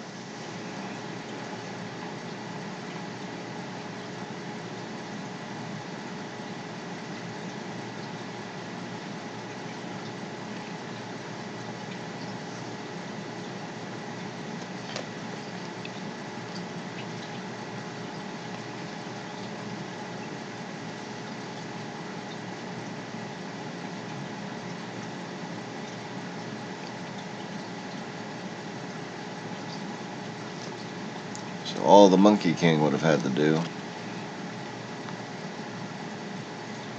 is have just cause for crying out in need for his power.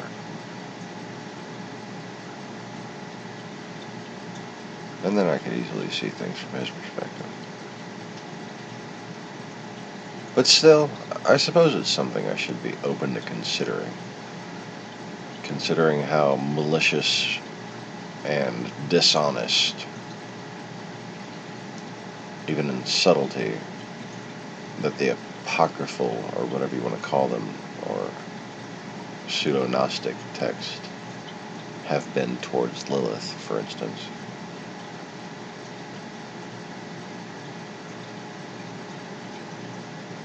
What is the one that has the thing about the monkey men?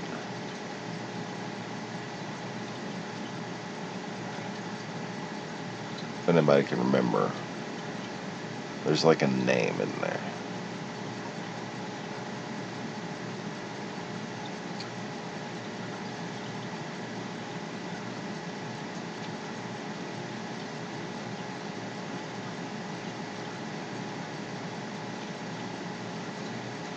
It's worth looking into, if nothing else, then for the sakes of trying to trace origins.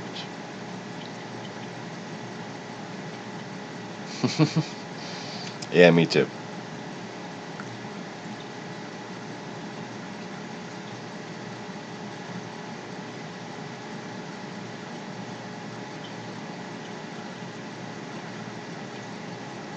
I've always had both good grip and good grip endurance, being able to hang on my arms for long periods of time. I set the arm hang record.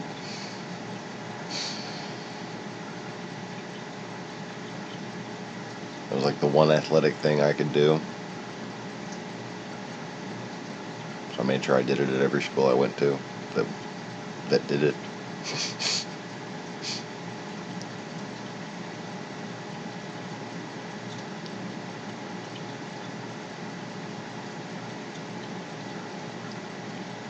Like, I played soccer, but I was like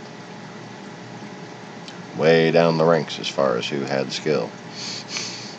I played basketball, but I was the white guy, you know.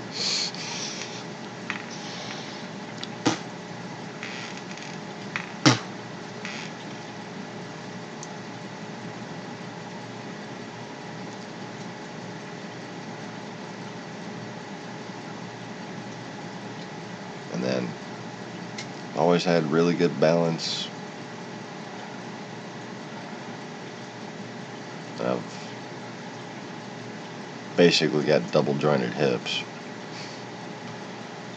so I can fucking just put my leg right up like that.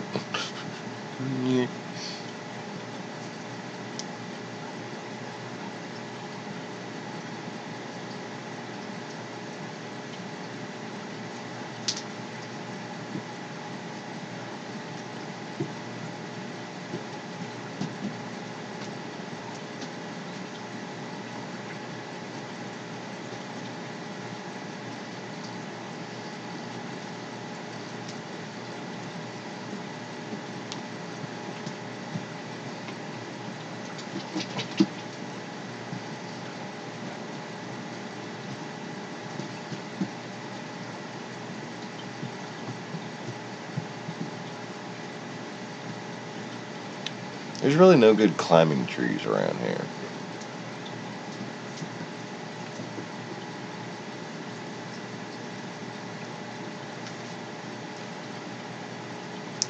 What's today? Sunday? I'm gonna take my kids to a park.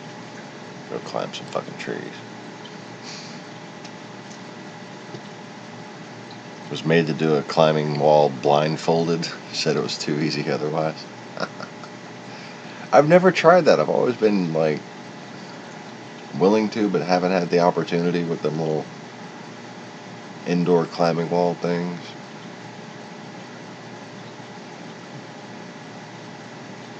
I mean, I wouldn't want to go through all the trouble of putting all the gear on, but as long as it's like less than 20 feet up, I don't fucking care.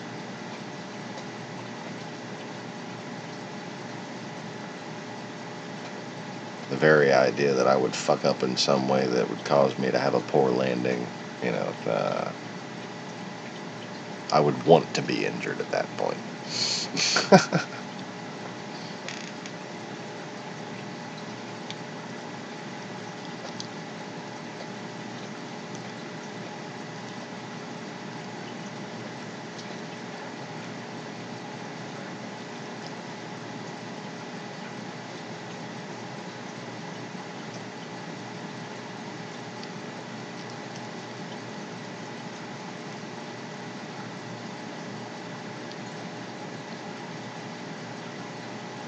Oh shit. I forgot to plug in a power head after I fed my anemones.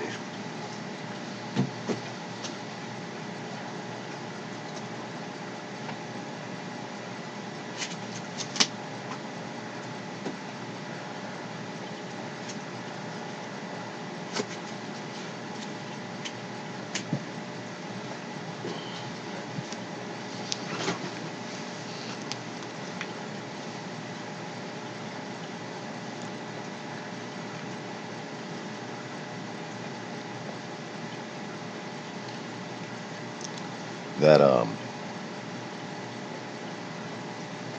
the newer of the two rose bubbles, the anemones,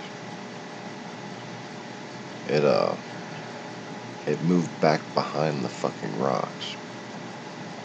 It's still been out, like visible and getting sunlight all day today. But like,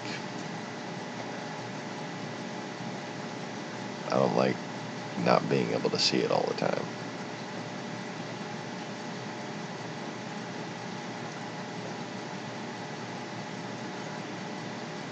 And I much prefer it stay right next to the other anemone, you know?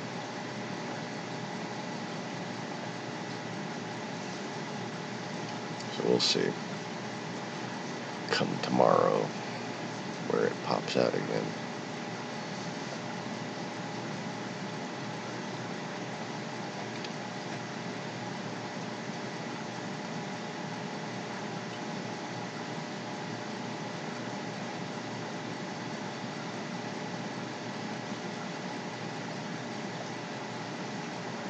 In fact, the sun's going to be coming up soon.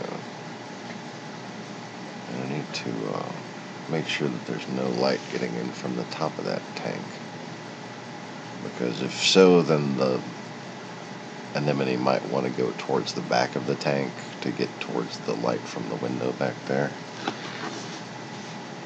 I don't necessarily know that it's happening, but if it's happening,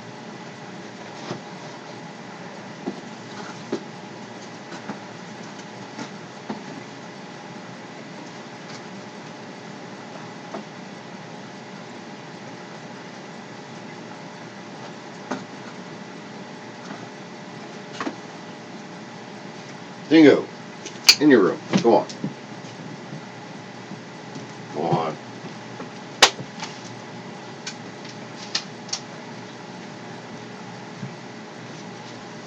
I'm not gonna sit there and listen to the damn dog lick his balls.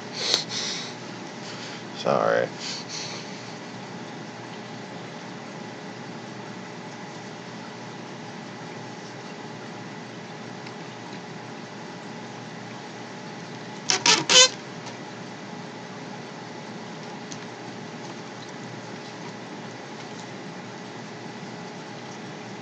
Fucking 5 gallons just sitting in there getting denser and denser. It's like morning for Totsky.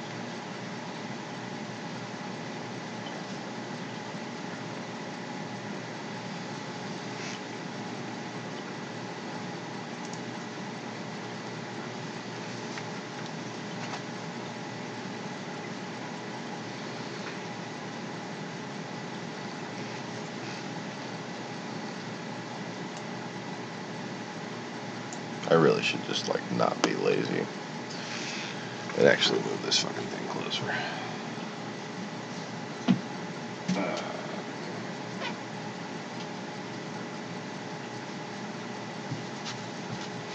Let's see if I got lucky in one shot.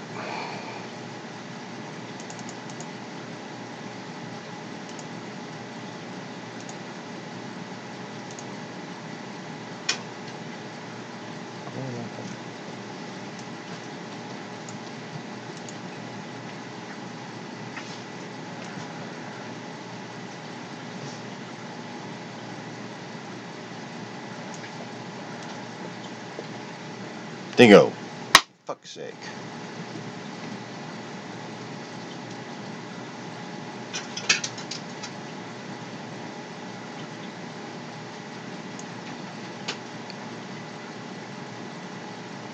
The lighting is very blue, and I have no idea where my orange lens is.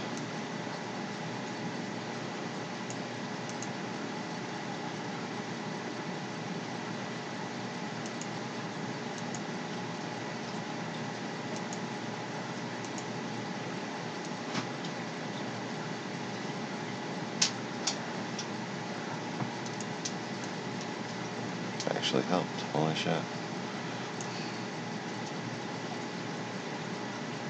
Wow, thank you, Dingo. Dingo just straightened out the camera stand. Good job. Now, stop chewing your balls. Or your ass, or licking your whatever. Quit acting like a dog. But feel free to act like a camera technician. That was brilliant. Look at how level the top is.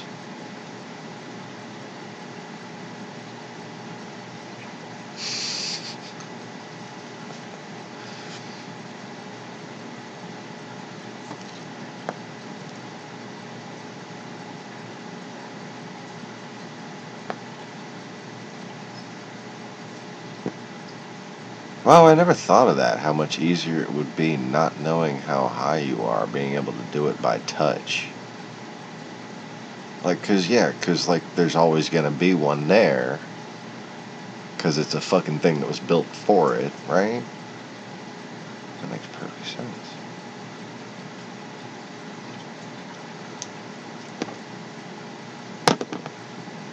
Conway said he was doing wall climbing blindfolded because it was too easy for him otherwise. The instructors told him. And he said it's even easier. It was even easier for him because there was no fear because he had no idea how high up he was.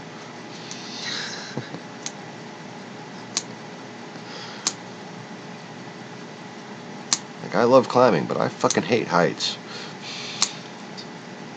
It's a total contradiction, I know. I think that's why I like climbing trees so much, because palm sweat doesn't matter.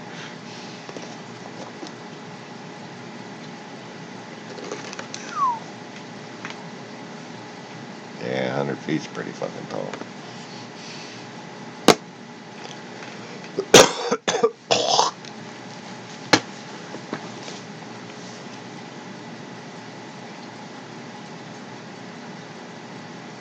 I was never really worried about falling out of trees, because all I had to do was remind myself that I wasn't a dumbass.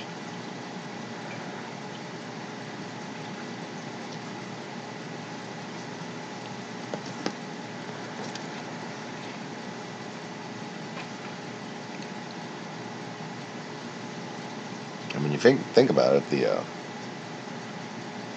the beginnings of proportional intuition, that is like the engineering brain of somebody, that can start with tree climbing just fine. Because you're trying to analyze the structural integrity, how much weight it can support. What's the weight of yourself? What's the weight of your friends, you know?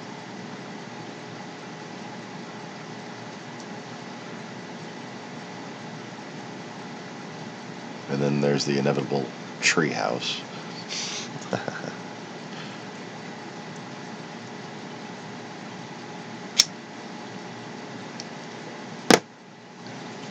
There's another thing that makes it hard to remember past lives, because I remember tree houses, and it's hard to be like thinking of certain things and then try to remember the past without remembering, oh yeah, tree houses. Then I can remember. I'm sitting there trying to remember something on the ground in a little stone hut or something, like not even thinking, not even considering tree houses.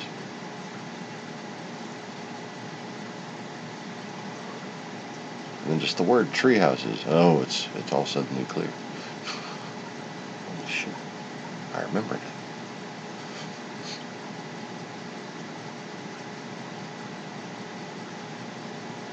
Fell out of a big tree once, landed on a rotten log. It was like hitting a big pillow. Couldn't have planned it any better.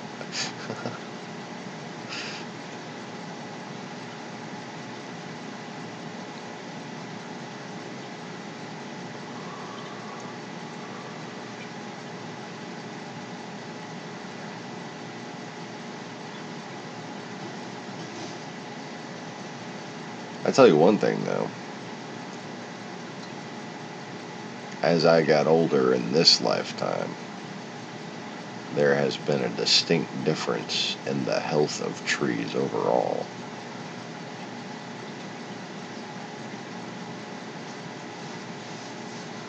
Like as far as like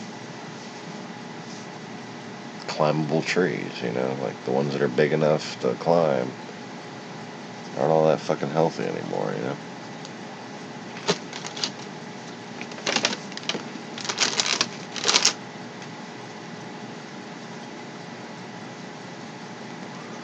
Branch might look solid and just crumble.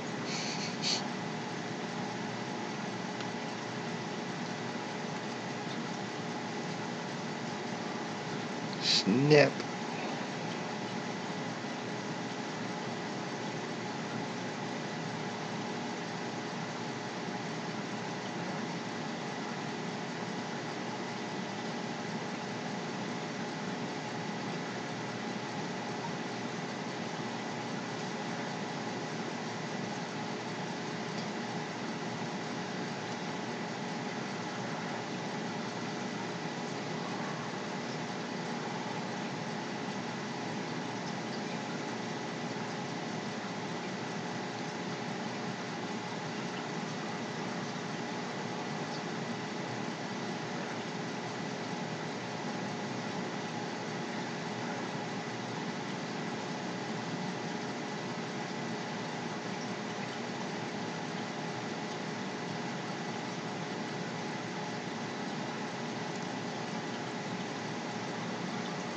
Anyways.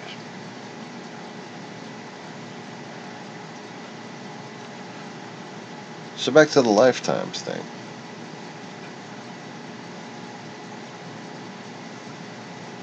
There are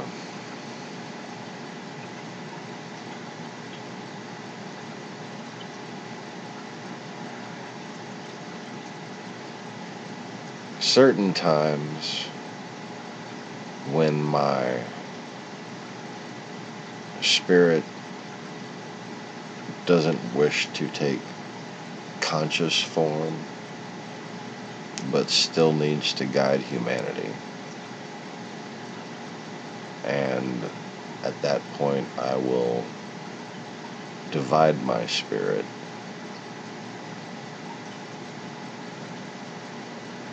and either come in 7 different bodies or give the 7 angels of the temple a vacation and take their place for a while.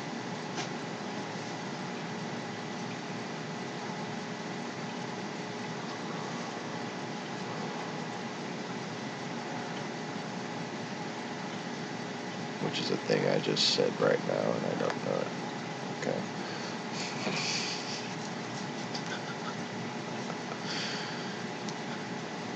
That's pretty fucking deep right there.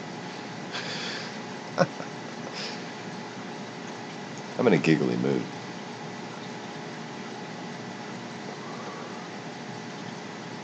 Emily knows why. Sometime and very little tea to drink, and then somebody comes with a much higher quality tea than even the type of tea that they had brought you before.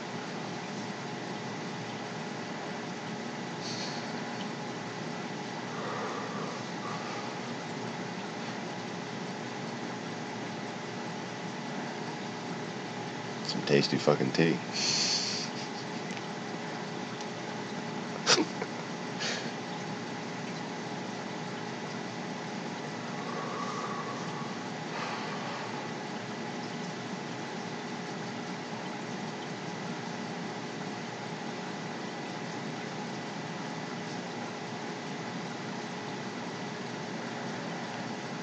But anyways,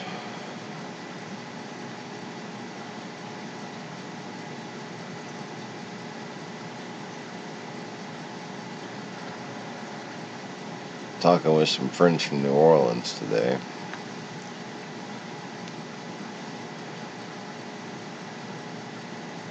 About finding some freaking real estate investors before these unbelievable deals on land around here get taken up.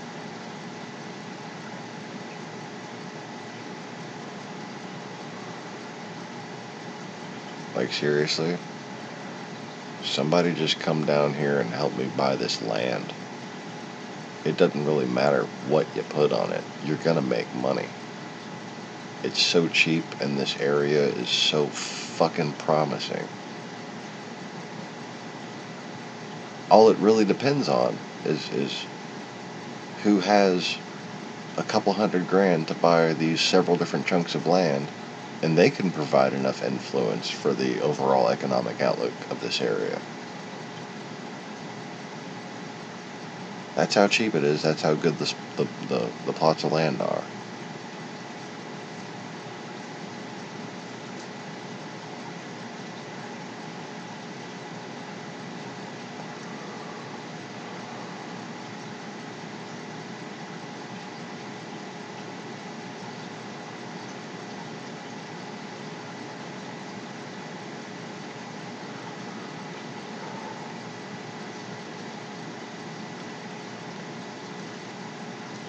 They would do exceptionally well as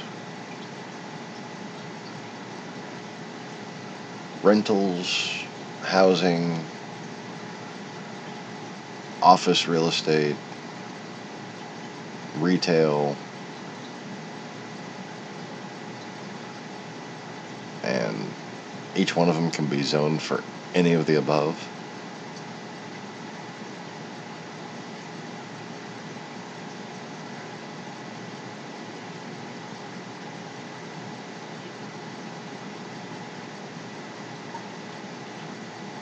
I've been meaning to let you know, Emily, for quite some time. Sorry I didn't get to it sooner. Just fucking suddenly occurred to me because of the conversation I was having earlier with my friends from New Orleans. Like, there's a $30,000 .625 acres, 1.2 for 60, and 1.5 for 90 that are all a stone's throw away from each other on one of the main trafficked streets around here. And this is the highest per capita, highest growth, and highest credit rated area in Louisiana. The real key to capitalizing on investment around here is the unique boutique. So, yeah, thank you. Wow. Yeah, wow was the reaction I was looking for.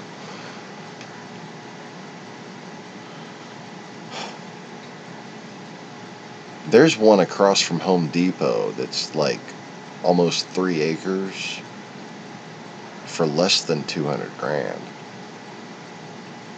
Across from Home Depot on a divided highway, like.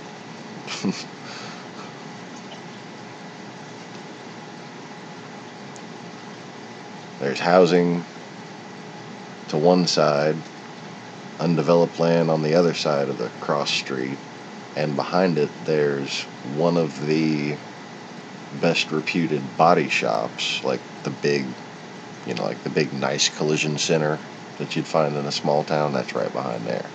So, Home Depot right across, collision center right behind. This empty plot of land just sitting there. To me, it might as well be littered with fucking gold. Okay? But that's because of the size and because of the potential of the location. You would want to put more money into something like that.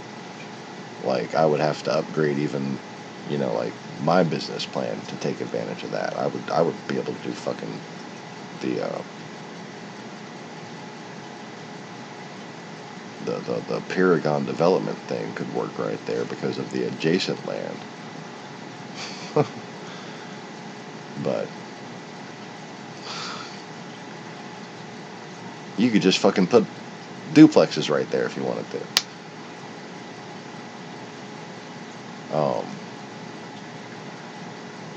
I got a friend who's an agent in town. If y'all want to come down, I'd be more than happy to put you in touch with her. Good, very reliable, very trustworthy.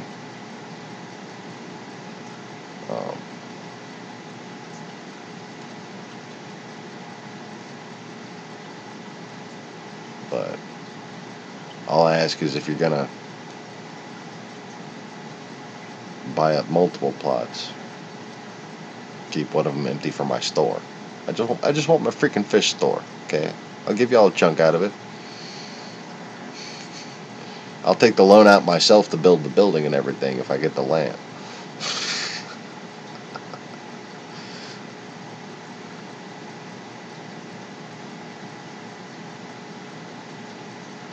Just let me buy the land from you. That's really all I want. I don't have the fucking credit. I just need to buy the land from you.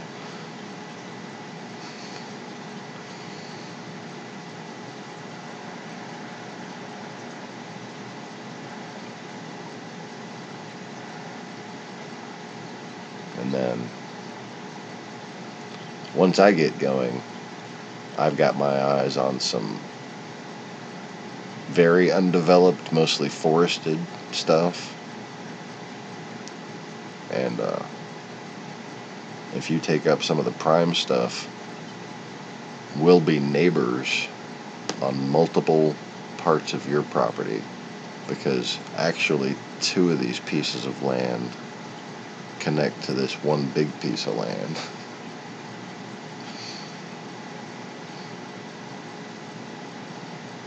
That's kind of fun. Like, it took me a while to learn. Like, both of those pieces of land connect to my backyard. That's the same fucking forest right there. That's all one big fucking piece of land.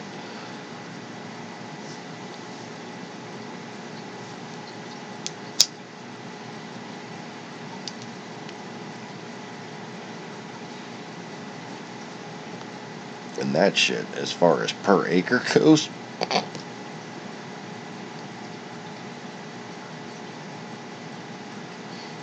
kind of ridiculous. But anyway, what I was saying about the unique boutique thing, it's kind of similar as far as my reasoning for the fish store goes. But, you know, how many different things can apply with most small towns, you know? The thing is about this small town, like, I need to just show a map right quick. Oh, here, now, why do I always do that? Got this window.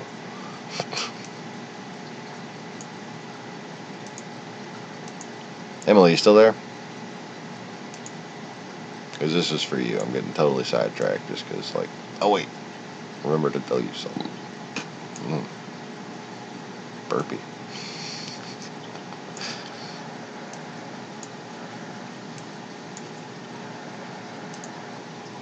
Because these were just cleared. Like, these weren't for sale a couple of months ago.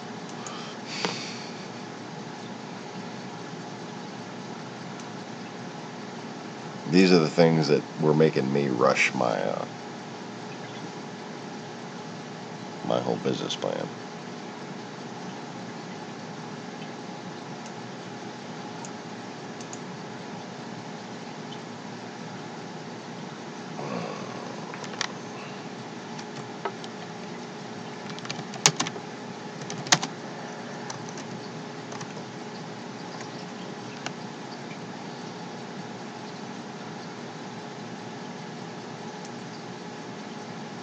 Alright.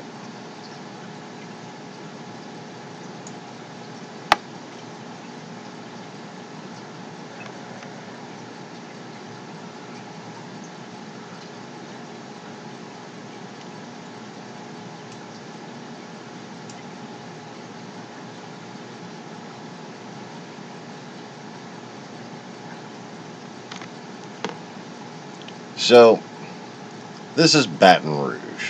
Alright. It's centered around this side on the east side of the river right there. On the other side is Port Allen. This is all considered to be Baton Rouge, right? On this side of the river. Over here, Denham Springs, where you saw a lot of the flood happening. This is the Trump supporting area. Sorry.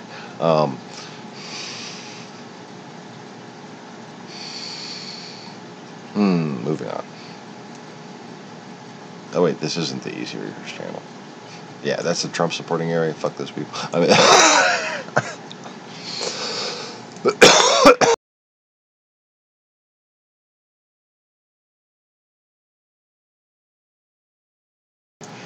but anyways,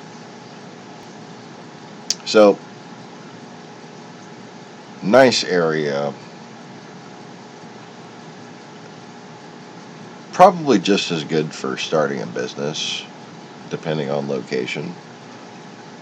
A lot less available land. Already been, residential for a long fucking time. Baker. Let me get the mouse on the right fucking thing. Yeah. So this is all. Let's just recap. Put the mouse on the right thing. Okay. This is all Baton Rouge. Alright. Baker is somewhat attached to Baton Rouge. Okay. Then there's kind of woods, and there's future real estate developing type areas, right? All up in here. And there's Zachary, downtown, main Zachary, right? And this is where all this stuff that I'm talking about is, right in here. Okay. And this area overall is that very, relatively high income compared to the rest of Louisiana.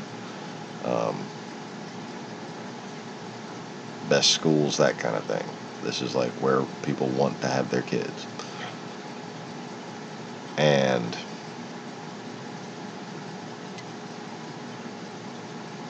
this little town right here, it's got, a couple hair salons. It's got 2 vape shops. It's got a KFC, a Popeyes, and a Church's, It doesn't have more than one of many things, but it's got one of each of just about everything. And there's a lot of towns all around this way and all around this way, and there's even like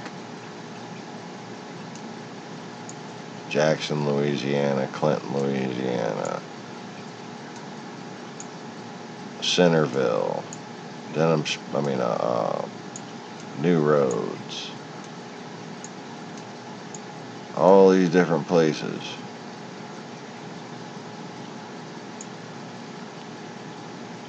They can drive on the highway, have a nice drive, and go to Zachary and go shopping. Or they can go into Baton Rouge and have a royal pain in the ass to go shopping. Because to get to the boutique side of Baton Rouge, you got to go all the way to the other fucking side of Baton Rouge.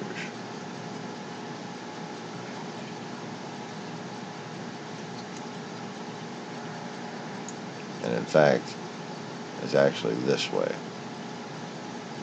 So you're not even talking about taking back roads over here. You're going to wind up having to go through this bitch-ass road called Sherwood Forest. No. So yeah, you got to take the highway and take this crazy fucking just hellacious drive. Just people just don't know how to drive.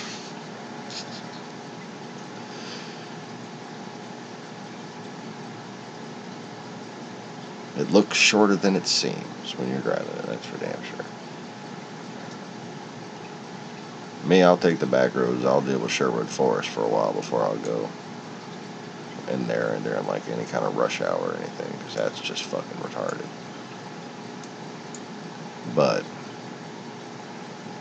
what you're out here doing, it's kind of like that bridgehead of business. You know? It's like, here's the big business center, right? But here's this one little prosperous outcropping that's further into the country, surrounded by a lot of people who'd rather not deal with the city. You know, Central and Baker, that's all suburbs of Baton Rouge. But then you have just fucking, this is BFE. Okay, it's just immediate forest and swamp, right? And then there's a little town here, little town here, little town here, little town here. All these little people, all these little towns, well, they're not little people, they're just not like hobbits and shit. But all these little towns, all the people in them, would much rather go into Zachary to shop for something than to fucking Baton Rouge. Okay? And, you know, I hate to point it out, but the Ferengi in me says that it's relevant as far as business purposes goes. There's a lot of racist white people around here, and I don't mind making money off of them too. And this whole area is, well, it's not white.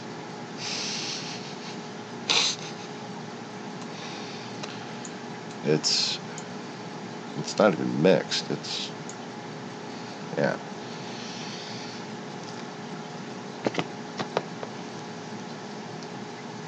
There ain't Mexican people. There ain't Chinese people. It is.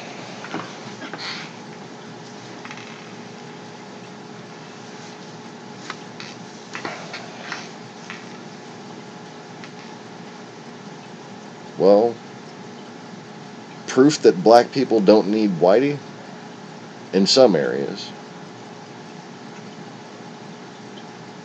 And proof that the ghetto can still be pretty fucking bad in some areas. And I find that relates a lot to the types of churches that are in those areas. I don't know which one is causing the other. But I know which one that Christians should worry about fixing before they complain about the other. Anyways.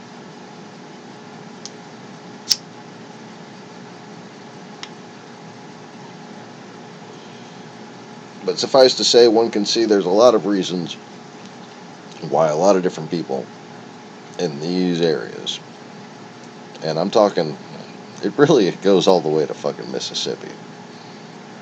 There ain't shit until you get to Macomb. There just ain't shit. There's people. There's lots of places where lots of people live. Lots of nice fucking places to go and live, too. Especially if you like to off-road or fish or hunt.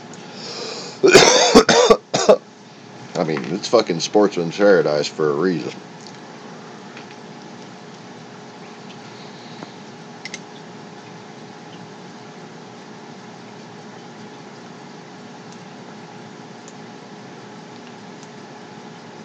But if you can come right up here, and this is the nice little highway to travel from a lot of the places up here. You know, you go up to this highway and you come down it, right? Good old 61. Well,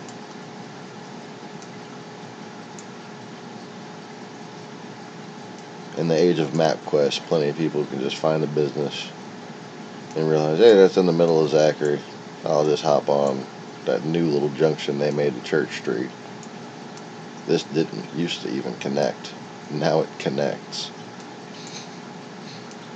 It's so much easier to get into town from these fucking areas.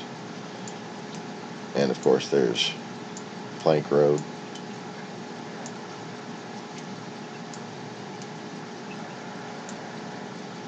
And of course coming up from Baton Rouge, and you still will attract business from Baton Rouge. Because there's little pockets of old fucking white people, basically. It is what it is. Oh, and Yankee investors. Yeah, there's always the pockets of Yankee investors. Not that I have anything against Yankee investors. It's just the cute little carpetbagging couples that came down after Katrina in New Orleans. Thought they found a great deal on some kind of classical home, wound up in the middle of the fucking ghetto. Oh, that cracks me up.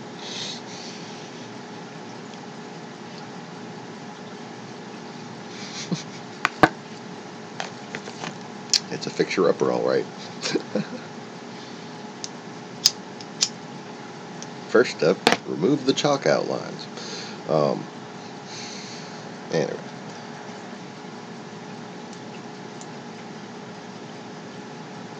So, as you can see, good access. And then there you got your central highway. And the land that I'm talking about is all along here and here. Now, of course, I live over here. Right on the border.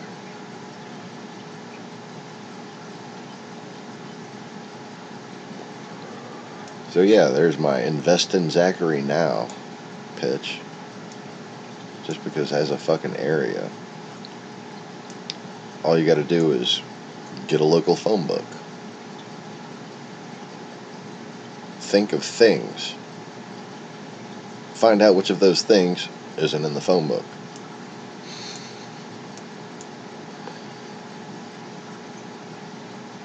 I don't even know if there's a fucking mattress store.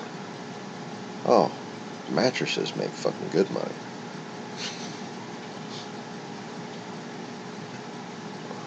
Especially if you could sell them new ones.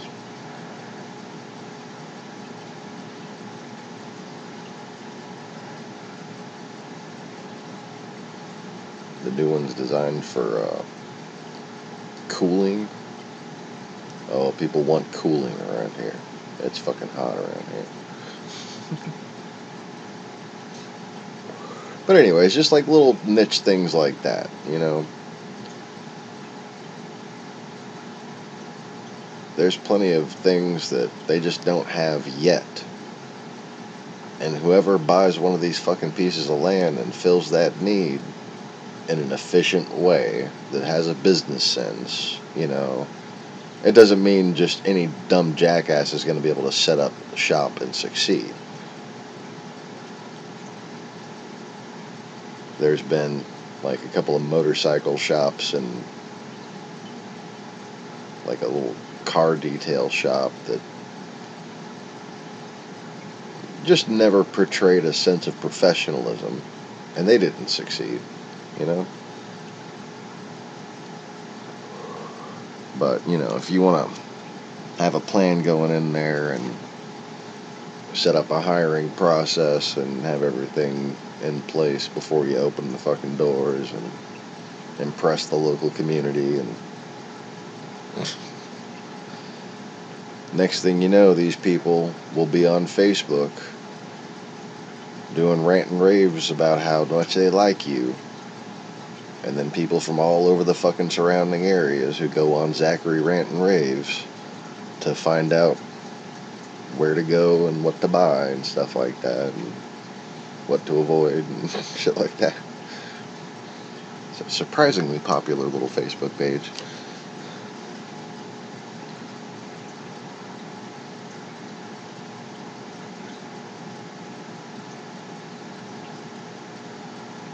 There is no plant nursery in Zachary, which is shocking to me. Like a place where like actual plant expertise can be found, like a service-oriented plant nursery.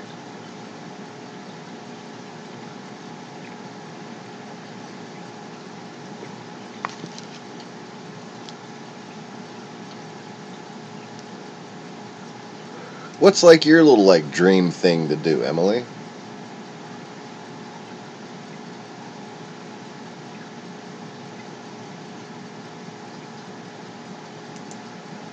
Yay, the trailer. Love that fucking thing. It's so awesome. Oh man, an Irish pub would probably do really good. We were talking about an Italian restaurant. There's no Italian restaurant.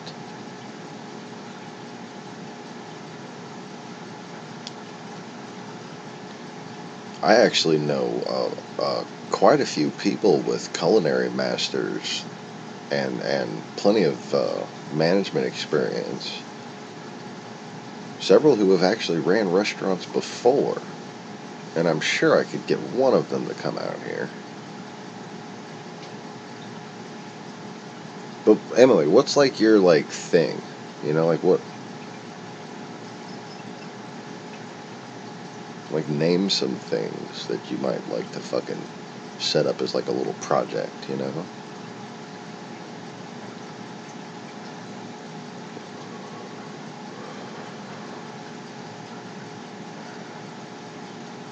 Like they got 2 vape shops in Zachary. That's how I know that there's a substantial retail market just in Zachary by itself, if you have the right idea. There's 2 vape shops. Vape shops. Vape shops. For vape pens. For fuck's sake.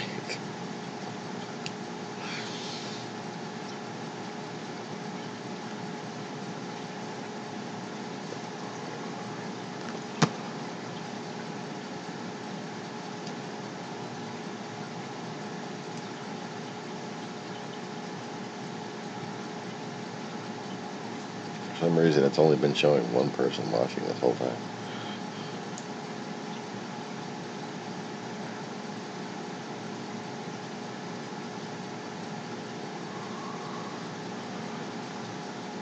No, actually.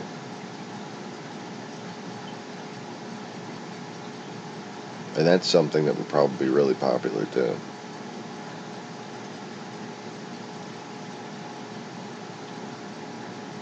Especially if it was some kind of bulk oriented for mothers, you know, like for families. Like if you attract the Zachary mom, you're gonna do well. The Zachary mom runs the fucking economy around here now.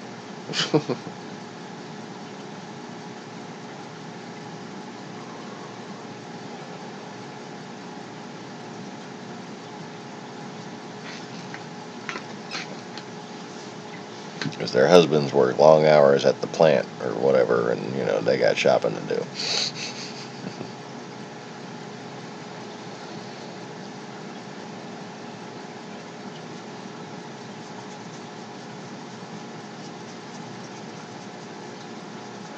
Orchids.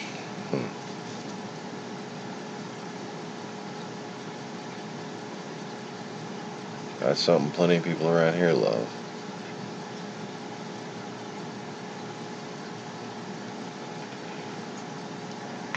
if you made a nursery that specialized in orchids,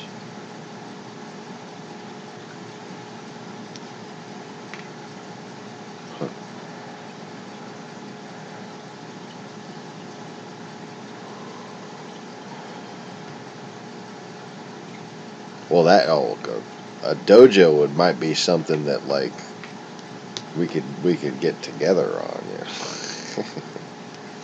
they do have one very popular dojo in town already, though. It's pretty cute. They got a big.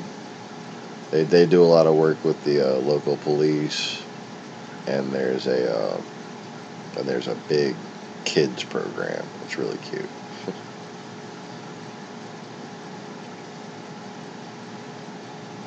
They have like obstacle courses and shit.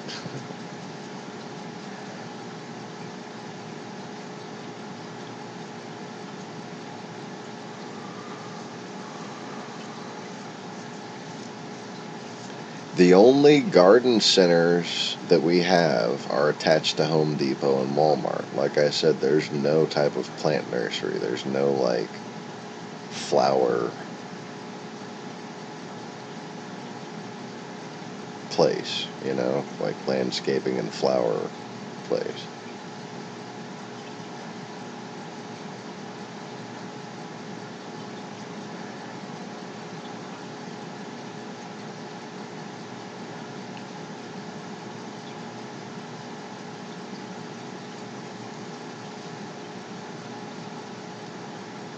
Zachary's the kind of place where you could set up an orchid nursery and grow, whatever type of other flowers that you wanted to grow there for sale.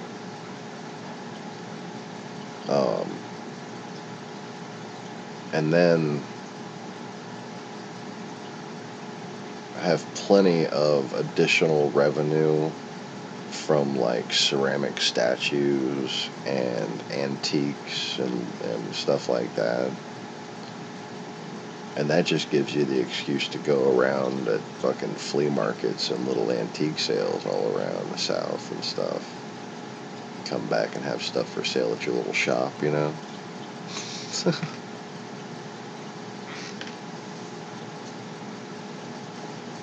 And apparently Mr. Conway is willing to come help you run it.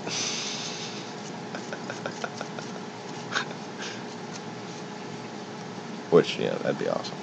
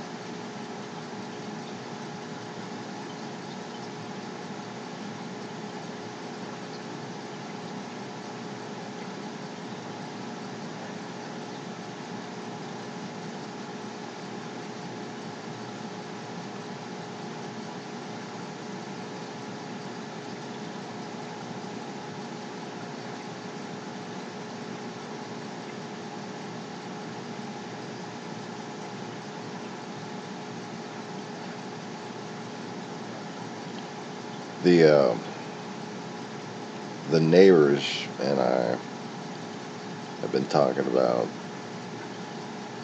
trying to get one of these pieces of land, because I have one of my little housing designs is like a single wet wall unit that's got 3 bedrooms, a really nice master suite, open kitchen, bar, like, it's a nice little setup, and it's probably the most efficient use of materials possible, so it's cheap as hell.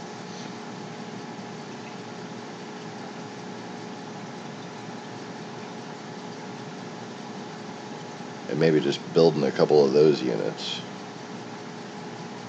Not do anything fancy. At least at first,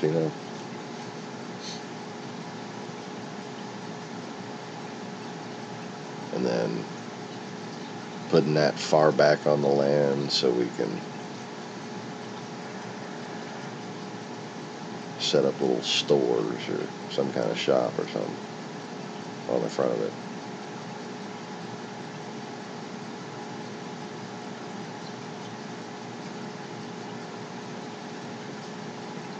Leasable office space is in pretty high demand around here.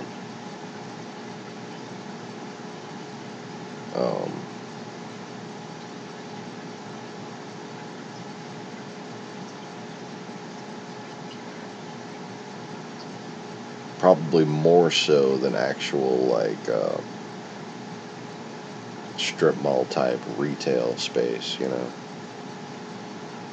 I think leasable office space is a good investment around here.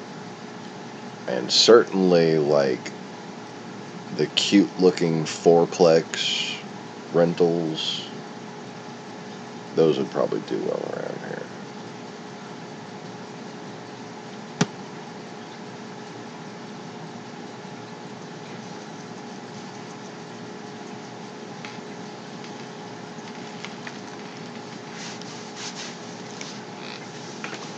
And really,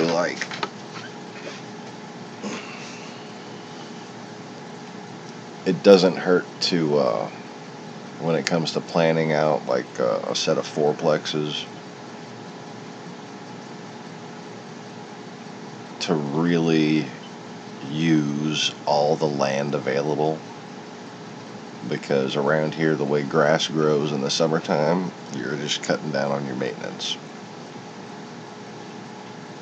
And the buildings can shade and cool each other, and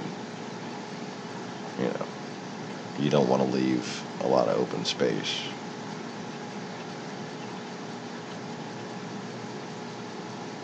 So you can get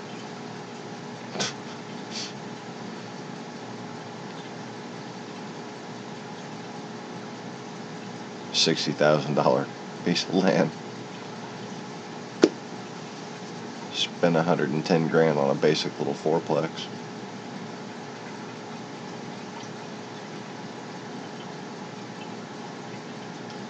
And probably charge $1,500 a month per unit.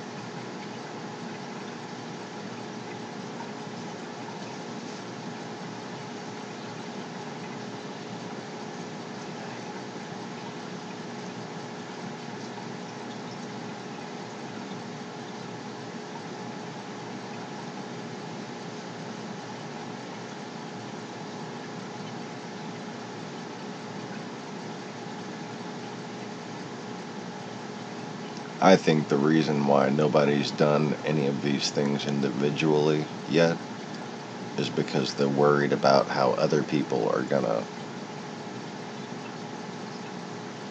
what other people are gonna do with these other pieces of land, right?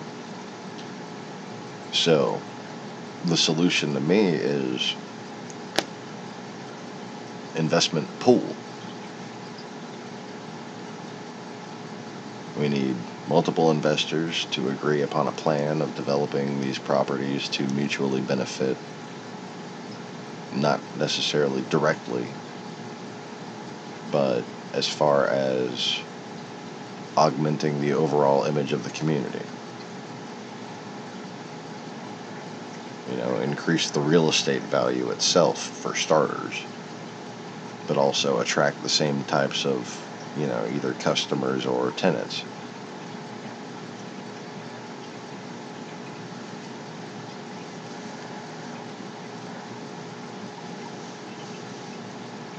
One good way to recoup would be to build housing that can, that your employees would be able to afford. Just saying. That becomes both a more reliable employee and a more reliable tenant at the same time, depending on whether or not you have the type of manpower you can choose from, which in this area I actually happen to. Because I got my whole friend base from New Orleans.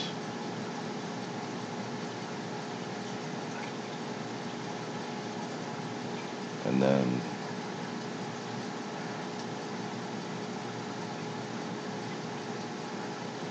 There's a couple of good families I'm friends with around here.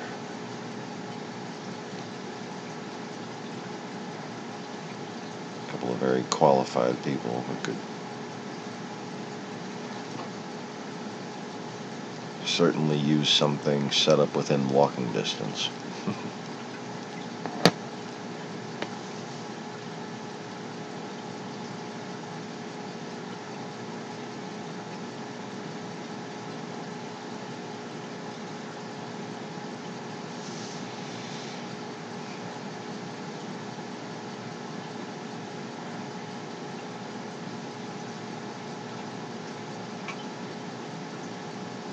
But anyways, yeah, when you and Tim come down, I can take you and point out, like I know exactly where all these pieces of land are.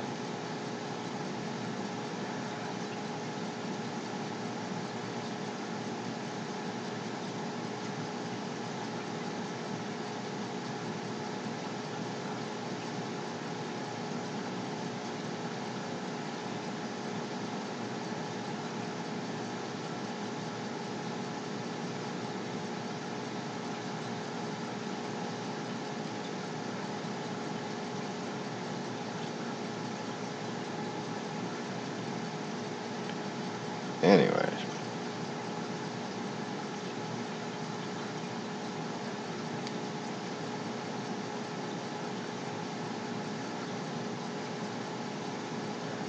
sitting here like playing Monopoly in my head.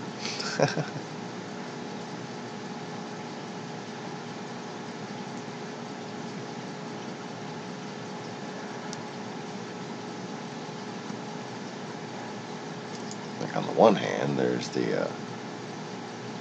the three little pieces of land on one side, and then there's the couple of big pieces of land on the other.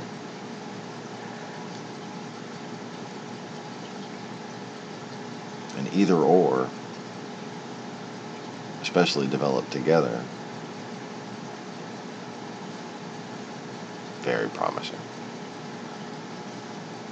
But if you had two different directions of Zachary covered, if you were on this little outside of downtown and then this little outside of downtown, both on the main street, you could ensure the overall, or at least influence the overall development of the area. Which, isn't anything sinister. It's just, protecting your investment. It's a unique level of insurance, And there's not many fucking towns that I'm aware of that have any type of potential, that have this type of,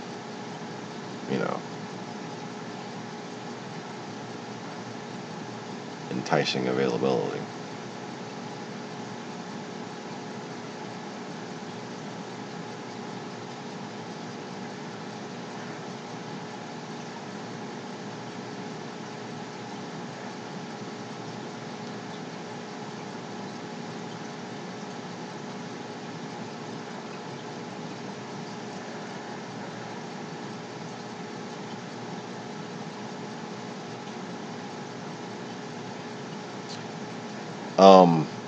There's a church for sale right on the corner. In fact, it's got enough room for additional development on the land. Do you remember the one on the corner right there? Yeah, it's vacant. And there's this BMW that's parked outside for sale that I'm in love with. And I have never really been in love with a BMW. I might go take a video of this BMW.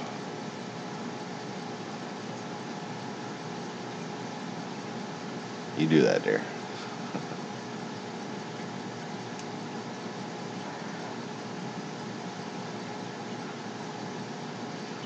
There we go.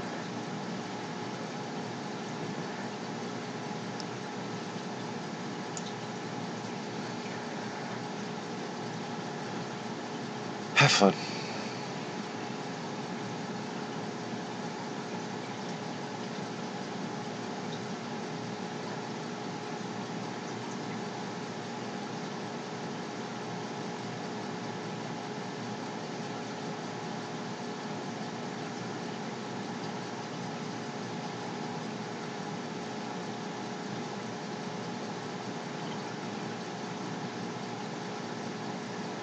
Is there anything they even call a round table church?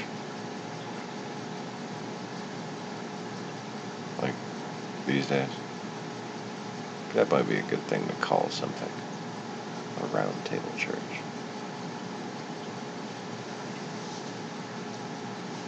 Yeah, that one right on the corner. With all that land around it. All that land around it.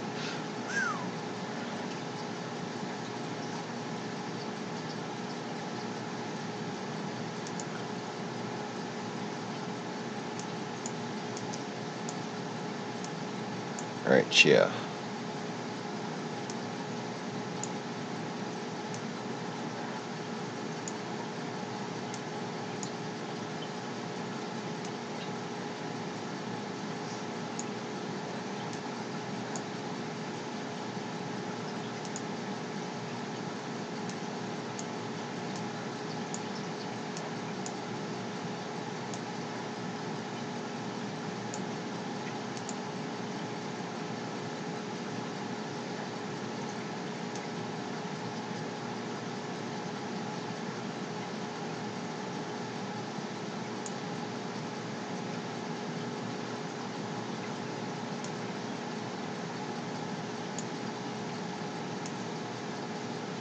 I think it's this whole fucking square. I'm not sure though.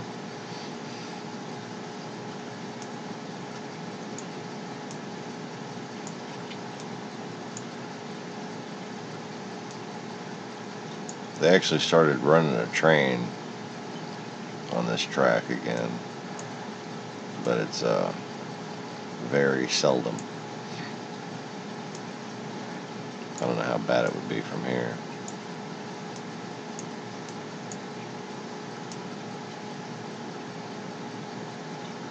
But it looks like there's a little house attached to that. Can't really tell whether it's attached or not.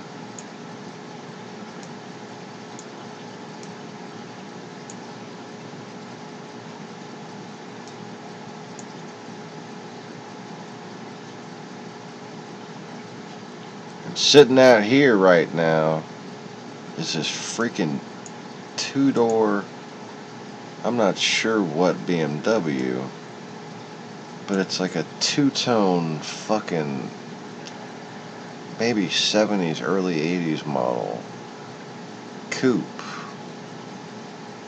It's just fucking brilliant looking. And I want it so bad, but like I can't have. There's just no reason why I should even consider anything. Just like if I hit the lottery. Now you know what I want to do? I want to tell my dad he needs to fucking buy that thing.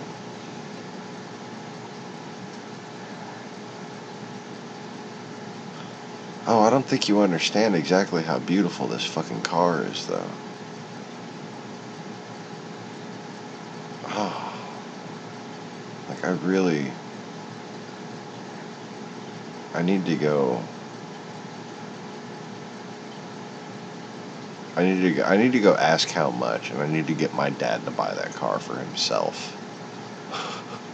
Because he's driving this fucking 06 5 Series,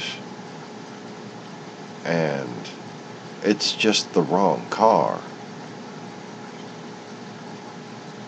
Like, I just look at that, and I think of my dad's BMW, and I think, you've bought the wrong car.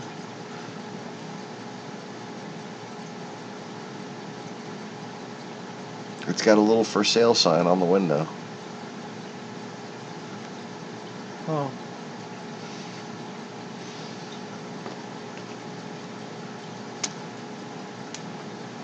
Which is interesting. The church is for sale, and there's a BMW on the land that's for sale separately.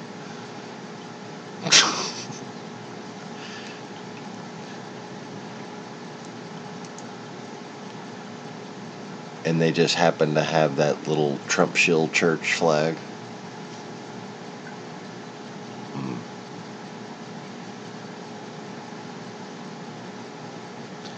Anyways.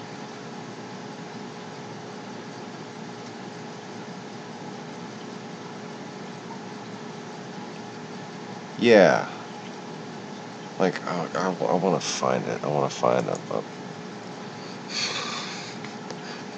They're magical. That's exactly the way I would describe this BMW, the way it fucking looks. Just especially sitting in the field all by itself. Oh. Magical.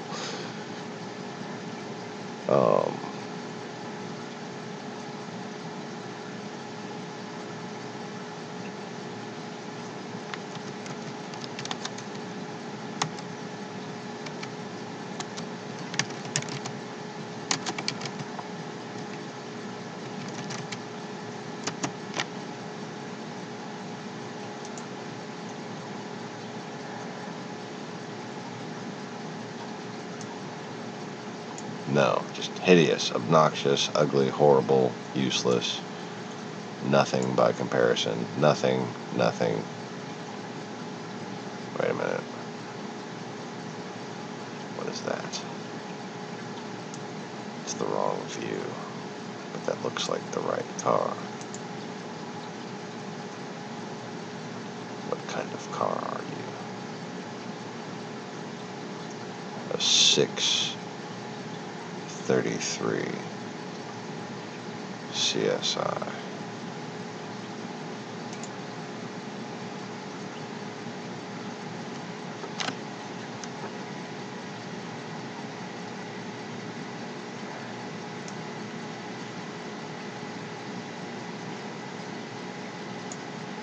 That's it right there. That's it. What is that? E24? Yes, it's wide like an E, yeah.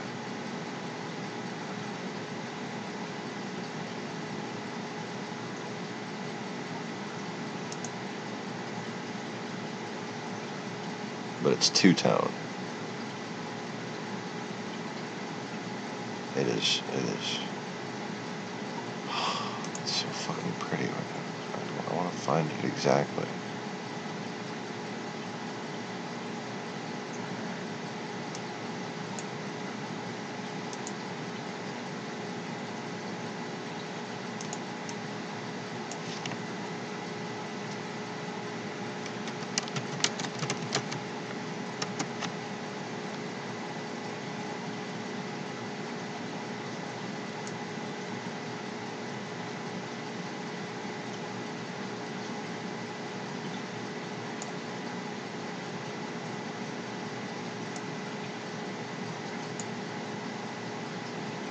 See, I couldn't even tell if it was like a factory two-tone or whether or not it was customized.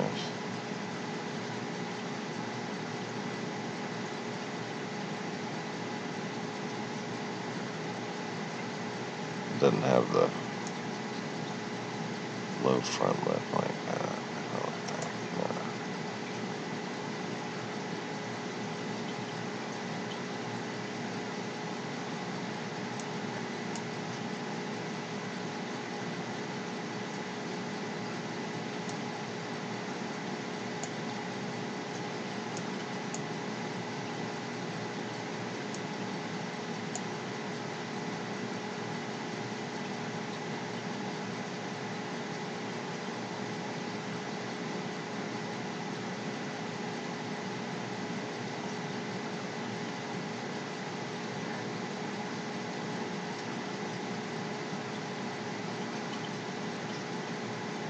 Good looking car. I'm not sure what year it is, but that's definitely the general look of it right there.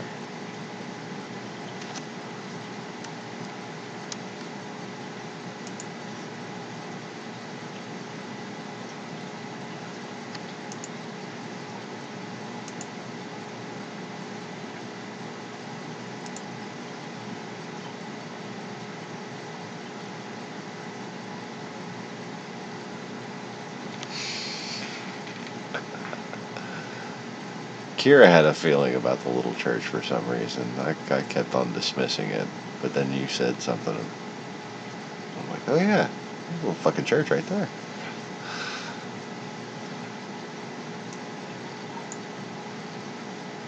And they probably just want like nothing for it. Seriously. Like imagine a figure, and then just cut that in half, and that's probably what you'll get it for.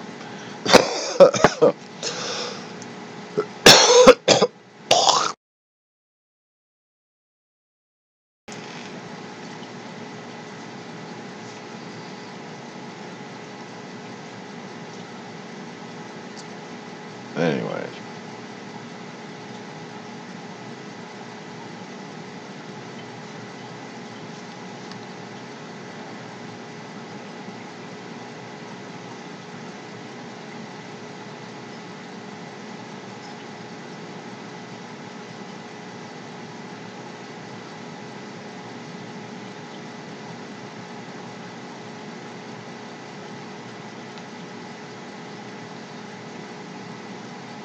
So, I talk a lot about the difference between news people and media.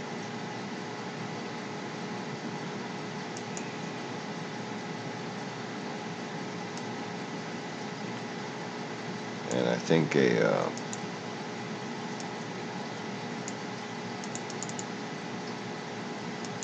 good example of the difference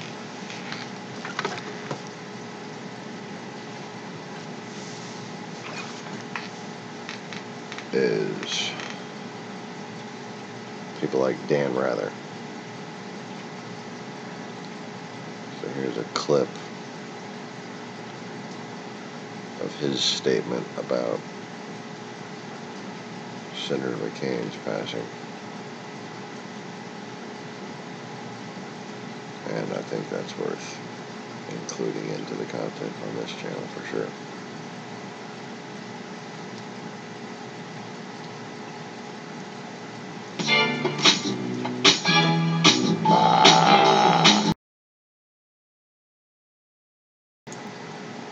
Let's now bring in veteran journalist Dan Rather, joining on the phone from New York. Dan, we appreciate your time today. During your extensive career, you covered Senator John McCain. How do you remember him? Well, first of all, thank you very much for, I'm grateful for being on the air with you. Well, I remember John McCain over so many years. I think I first met him sometime in the 1970s. But the thing about John McCain was, he'd be the first to say he wasn't perfect, which is to say he was human. But he always valued service to country above anything else. He considered himself a loyal Republican, but as a U.S. Senator and before that representative, he prided himself on, I guess you'd say, his iconoclasm, that he was his own man, did his own thinking. He was loyal to the party when he thought he could be, and that was an overwhelming amount of the time.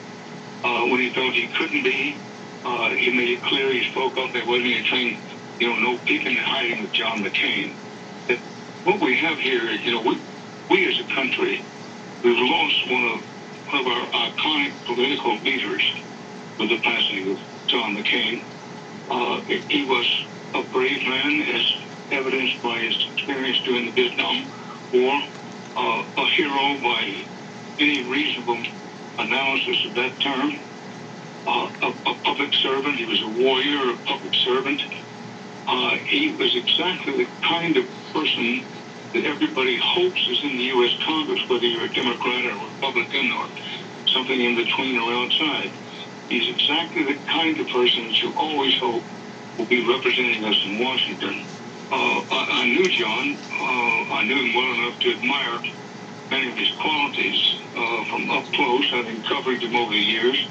But I'm not saying well enough to call him an actual friend. He had many close friends, and I mourn for him and his family, of course. Dan, you put forward a statement. I want to read part of it. In part, you say McCain was controversial and far from perfect. In short, you say he was human, but at best, He was frequent. He echoed the highest traditions and ideals of American democracy. He voted his conscience. He spoke out fiercely against the current regime. It does speak, as you're mentioning here, to the polarity right now. It seems that there's not really much room for middle ground. But again, when you see John McCain, Dan, this is a man who did reach across the aisle. It is a man who stood for bipartisanship. Well, and that's the point. When I said he always put country first. He was loyal to his party, as I say, when he could be. But he was never one of those people whose first consideration was, how's this going to affect me? How's it going to affect my political future? And furthermore, he was never one who said, well, you know, I need to do what the party wants me to do or what the party's line is. It was always country first with him. And, you know, we speak a lot often offhandedly about honor and integrity. And John McCain had this deep within himself. And part of that was always reflected. He was always thinking country first. And when we look around today, finding people in public service and elected public office who take that view of the first priority is the country, well, the best you can say is we better hope we get more John McCains. Veteran journalist Dan Rather on the phone with us live from New York. Dan, we appreciate your time and your perspective, your remembrance of the U.S. Senator John McCain. Thank you. Thank you very much. Here.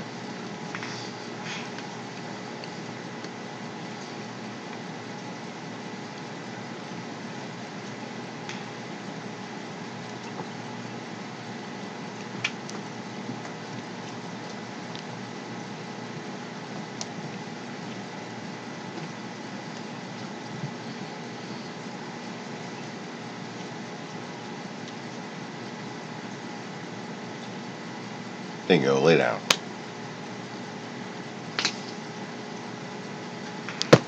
It's enough.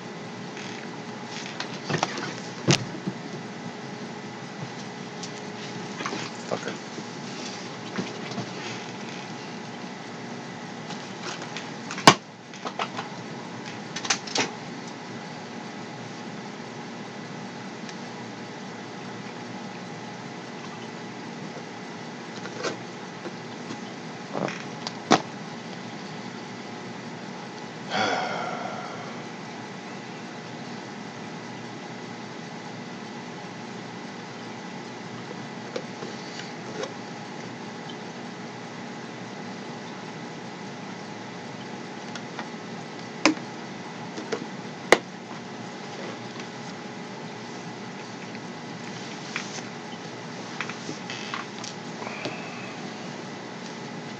You know,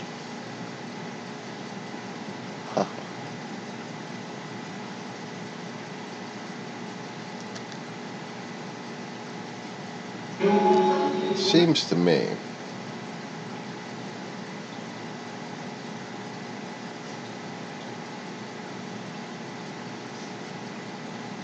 that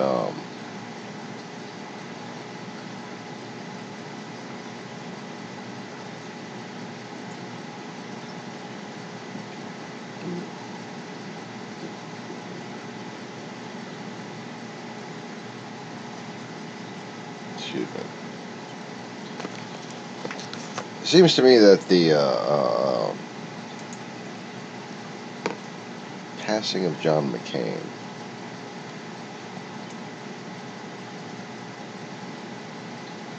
is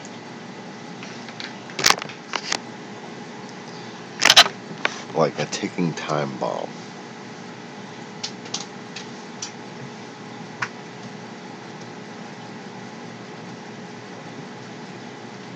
A ticking Twitter time bomb.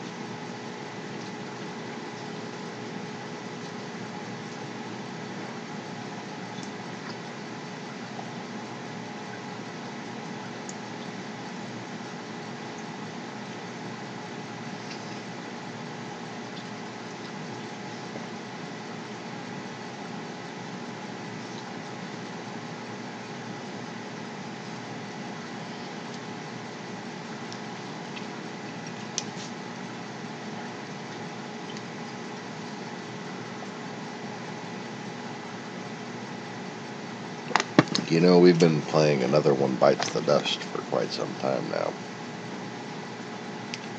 And last week you had the Trump CFO, Don McGahn, the White House counsel, Michael Cohen, Paul Manafort, and don't forget David Pecker. Sorry. No offense. Oh, that was not intentional or intended.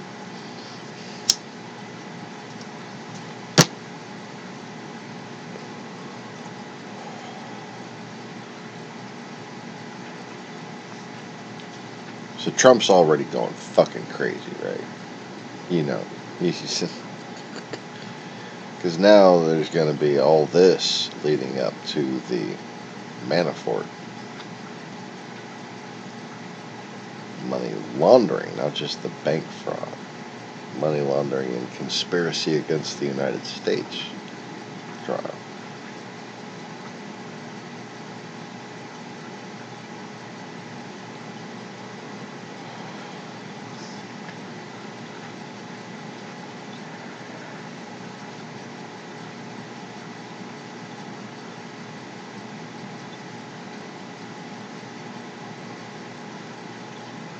Now, I think the only reason why that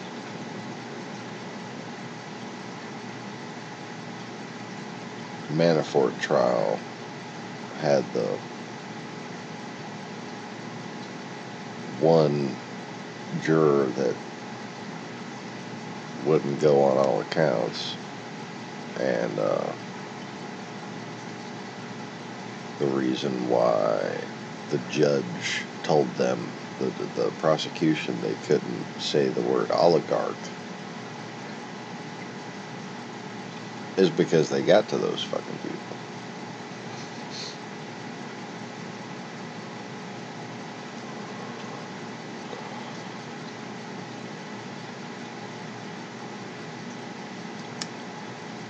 But nonetheless, with all of these additional witnesses just in the past week,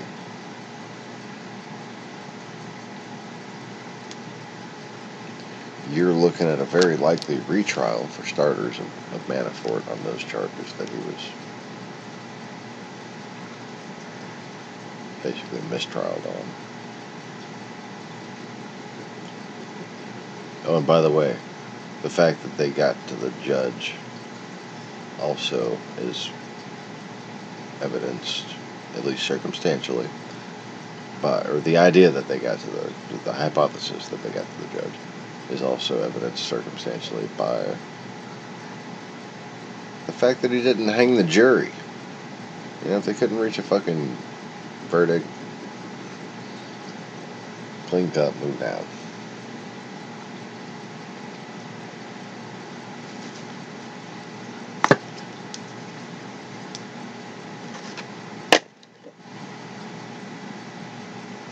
That's why the Mad Hatter and the Rabbit, you know, they couldn't reach a decision, so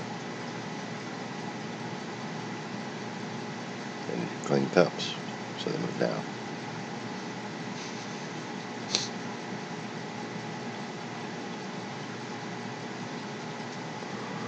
Take an otter and beat it with a stick. Okay, never mind.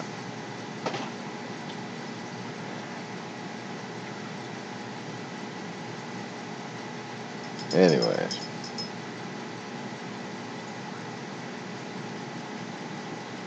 So now,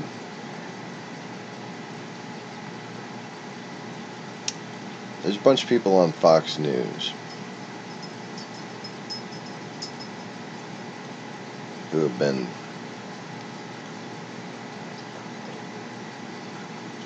not really acting with much foresight.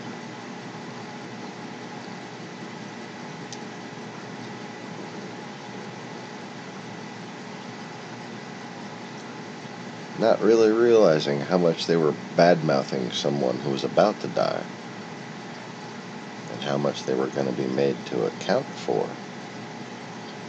that bad-mouthing when they died. should it be brought up again.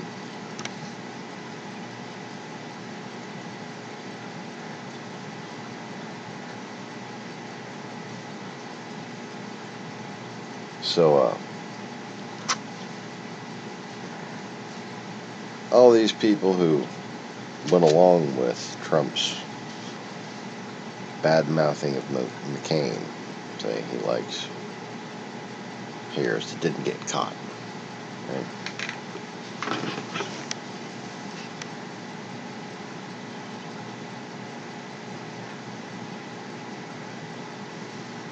What are they going to say now that he's dead?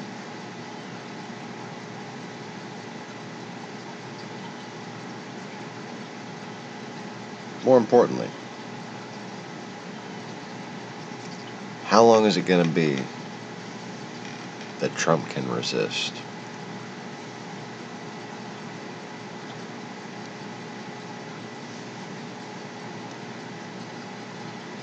Because you know,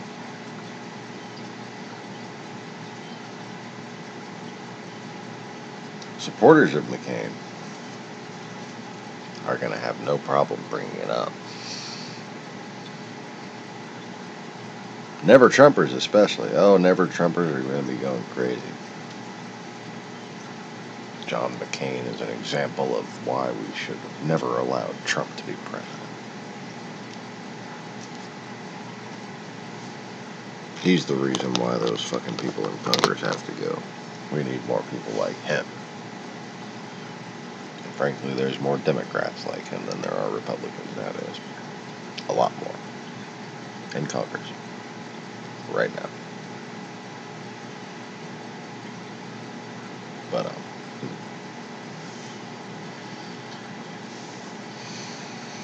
Trump's gonna wind up taking the bait.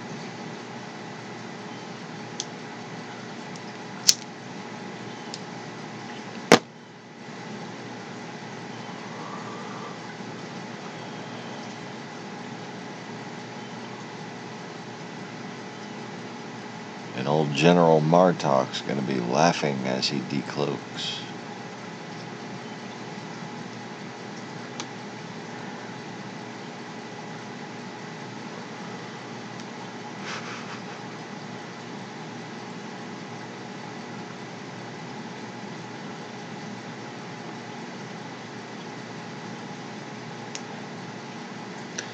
Anyways, guess I'm gonna go ahead and call it a broadcast, people.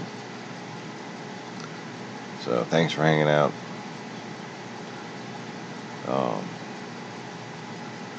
And let's all just see the wave of,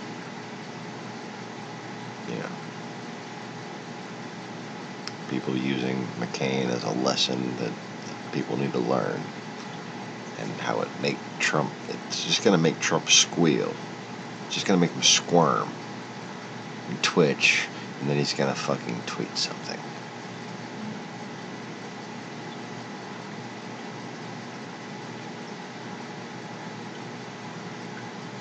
You know, the online Russian shills were trying to blame ISIS on, basically, Hillary Clinton and John McCain. John McCain set up the meeting that founded ISIS, according to them. What do you think's going to happen to mainstream conversation when he tweets something about that? Or something similar?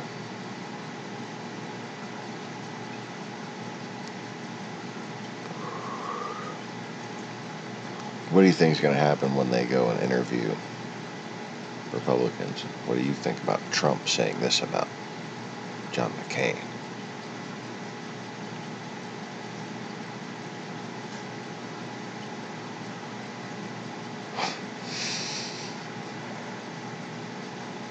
It's going to be amusing, I think. Hopefully it'll actually be productive this time. I'm finally starting to become jaded.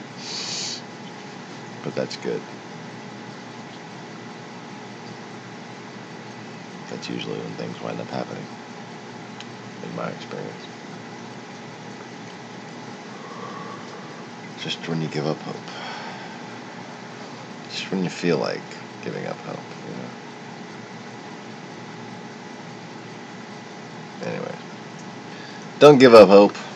Just click the like button and pretend there is hope. Because, you know, a thumbs up button is a happy little thing, isn't it? And the little dingy bell, the notification thing, that's another happy little thing. Make sure you click that too. The subscribe button, it's just kind of weird looking. But go ahead and make sure you click that too. And thanks for watching. Hope y'all enjoyed the broadcast. And see y'all tomorrow. Peace. Oh, what? I didn't mean to click that. Not that. That. Bye now.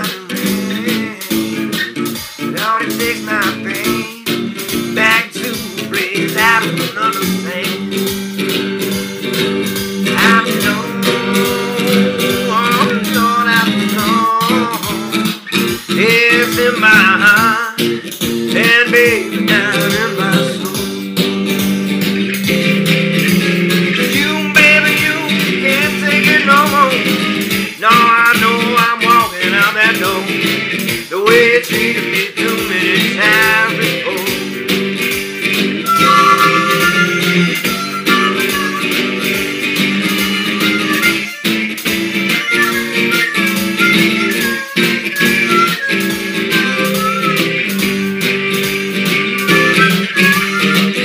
Don't you know you love them, baby, too? Oh, you know I want you there, I wanna be right there with you. I know I gotta keep you by my side till the day I die.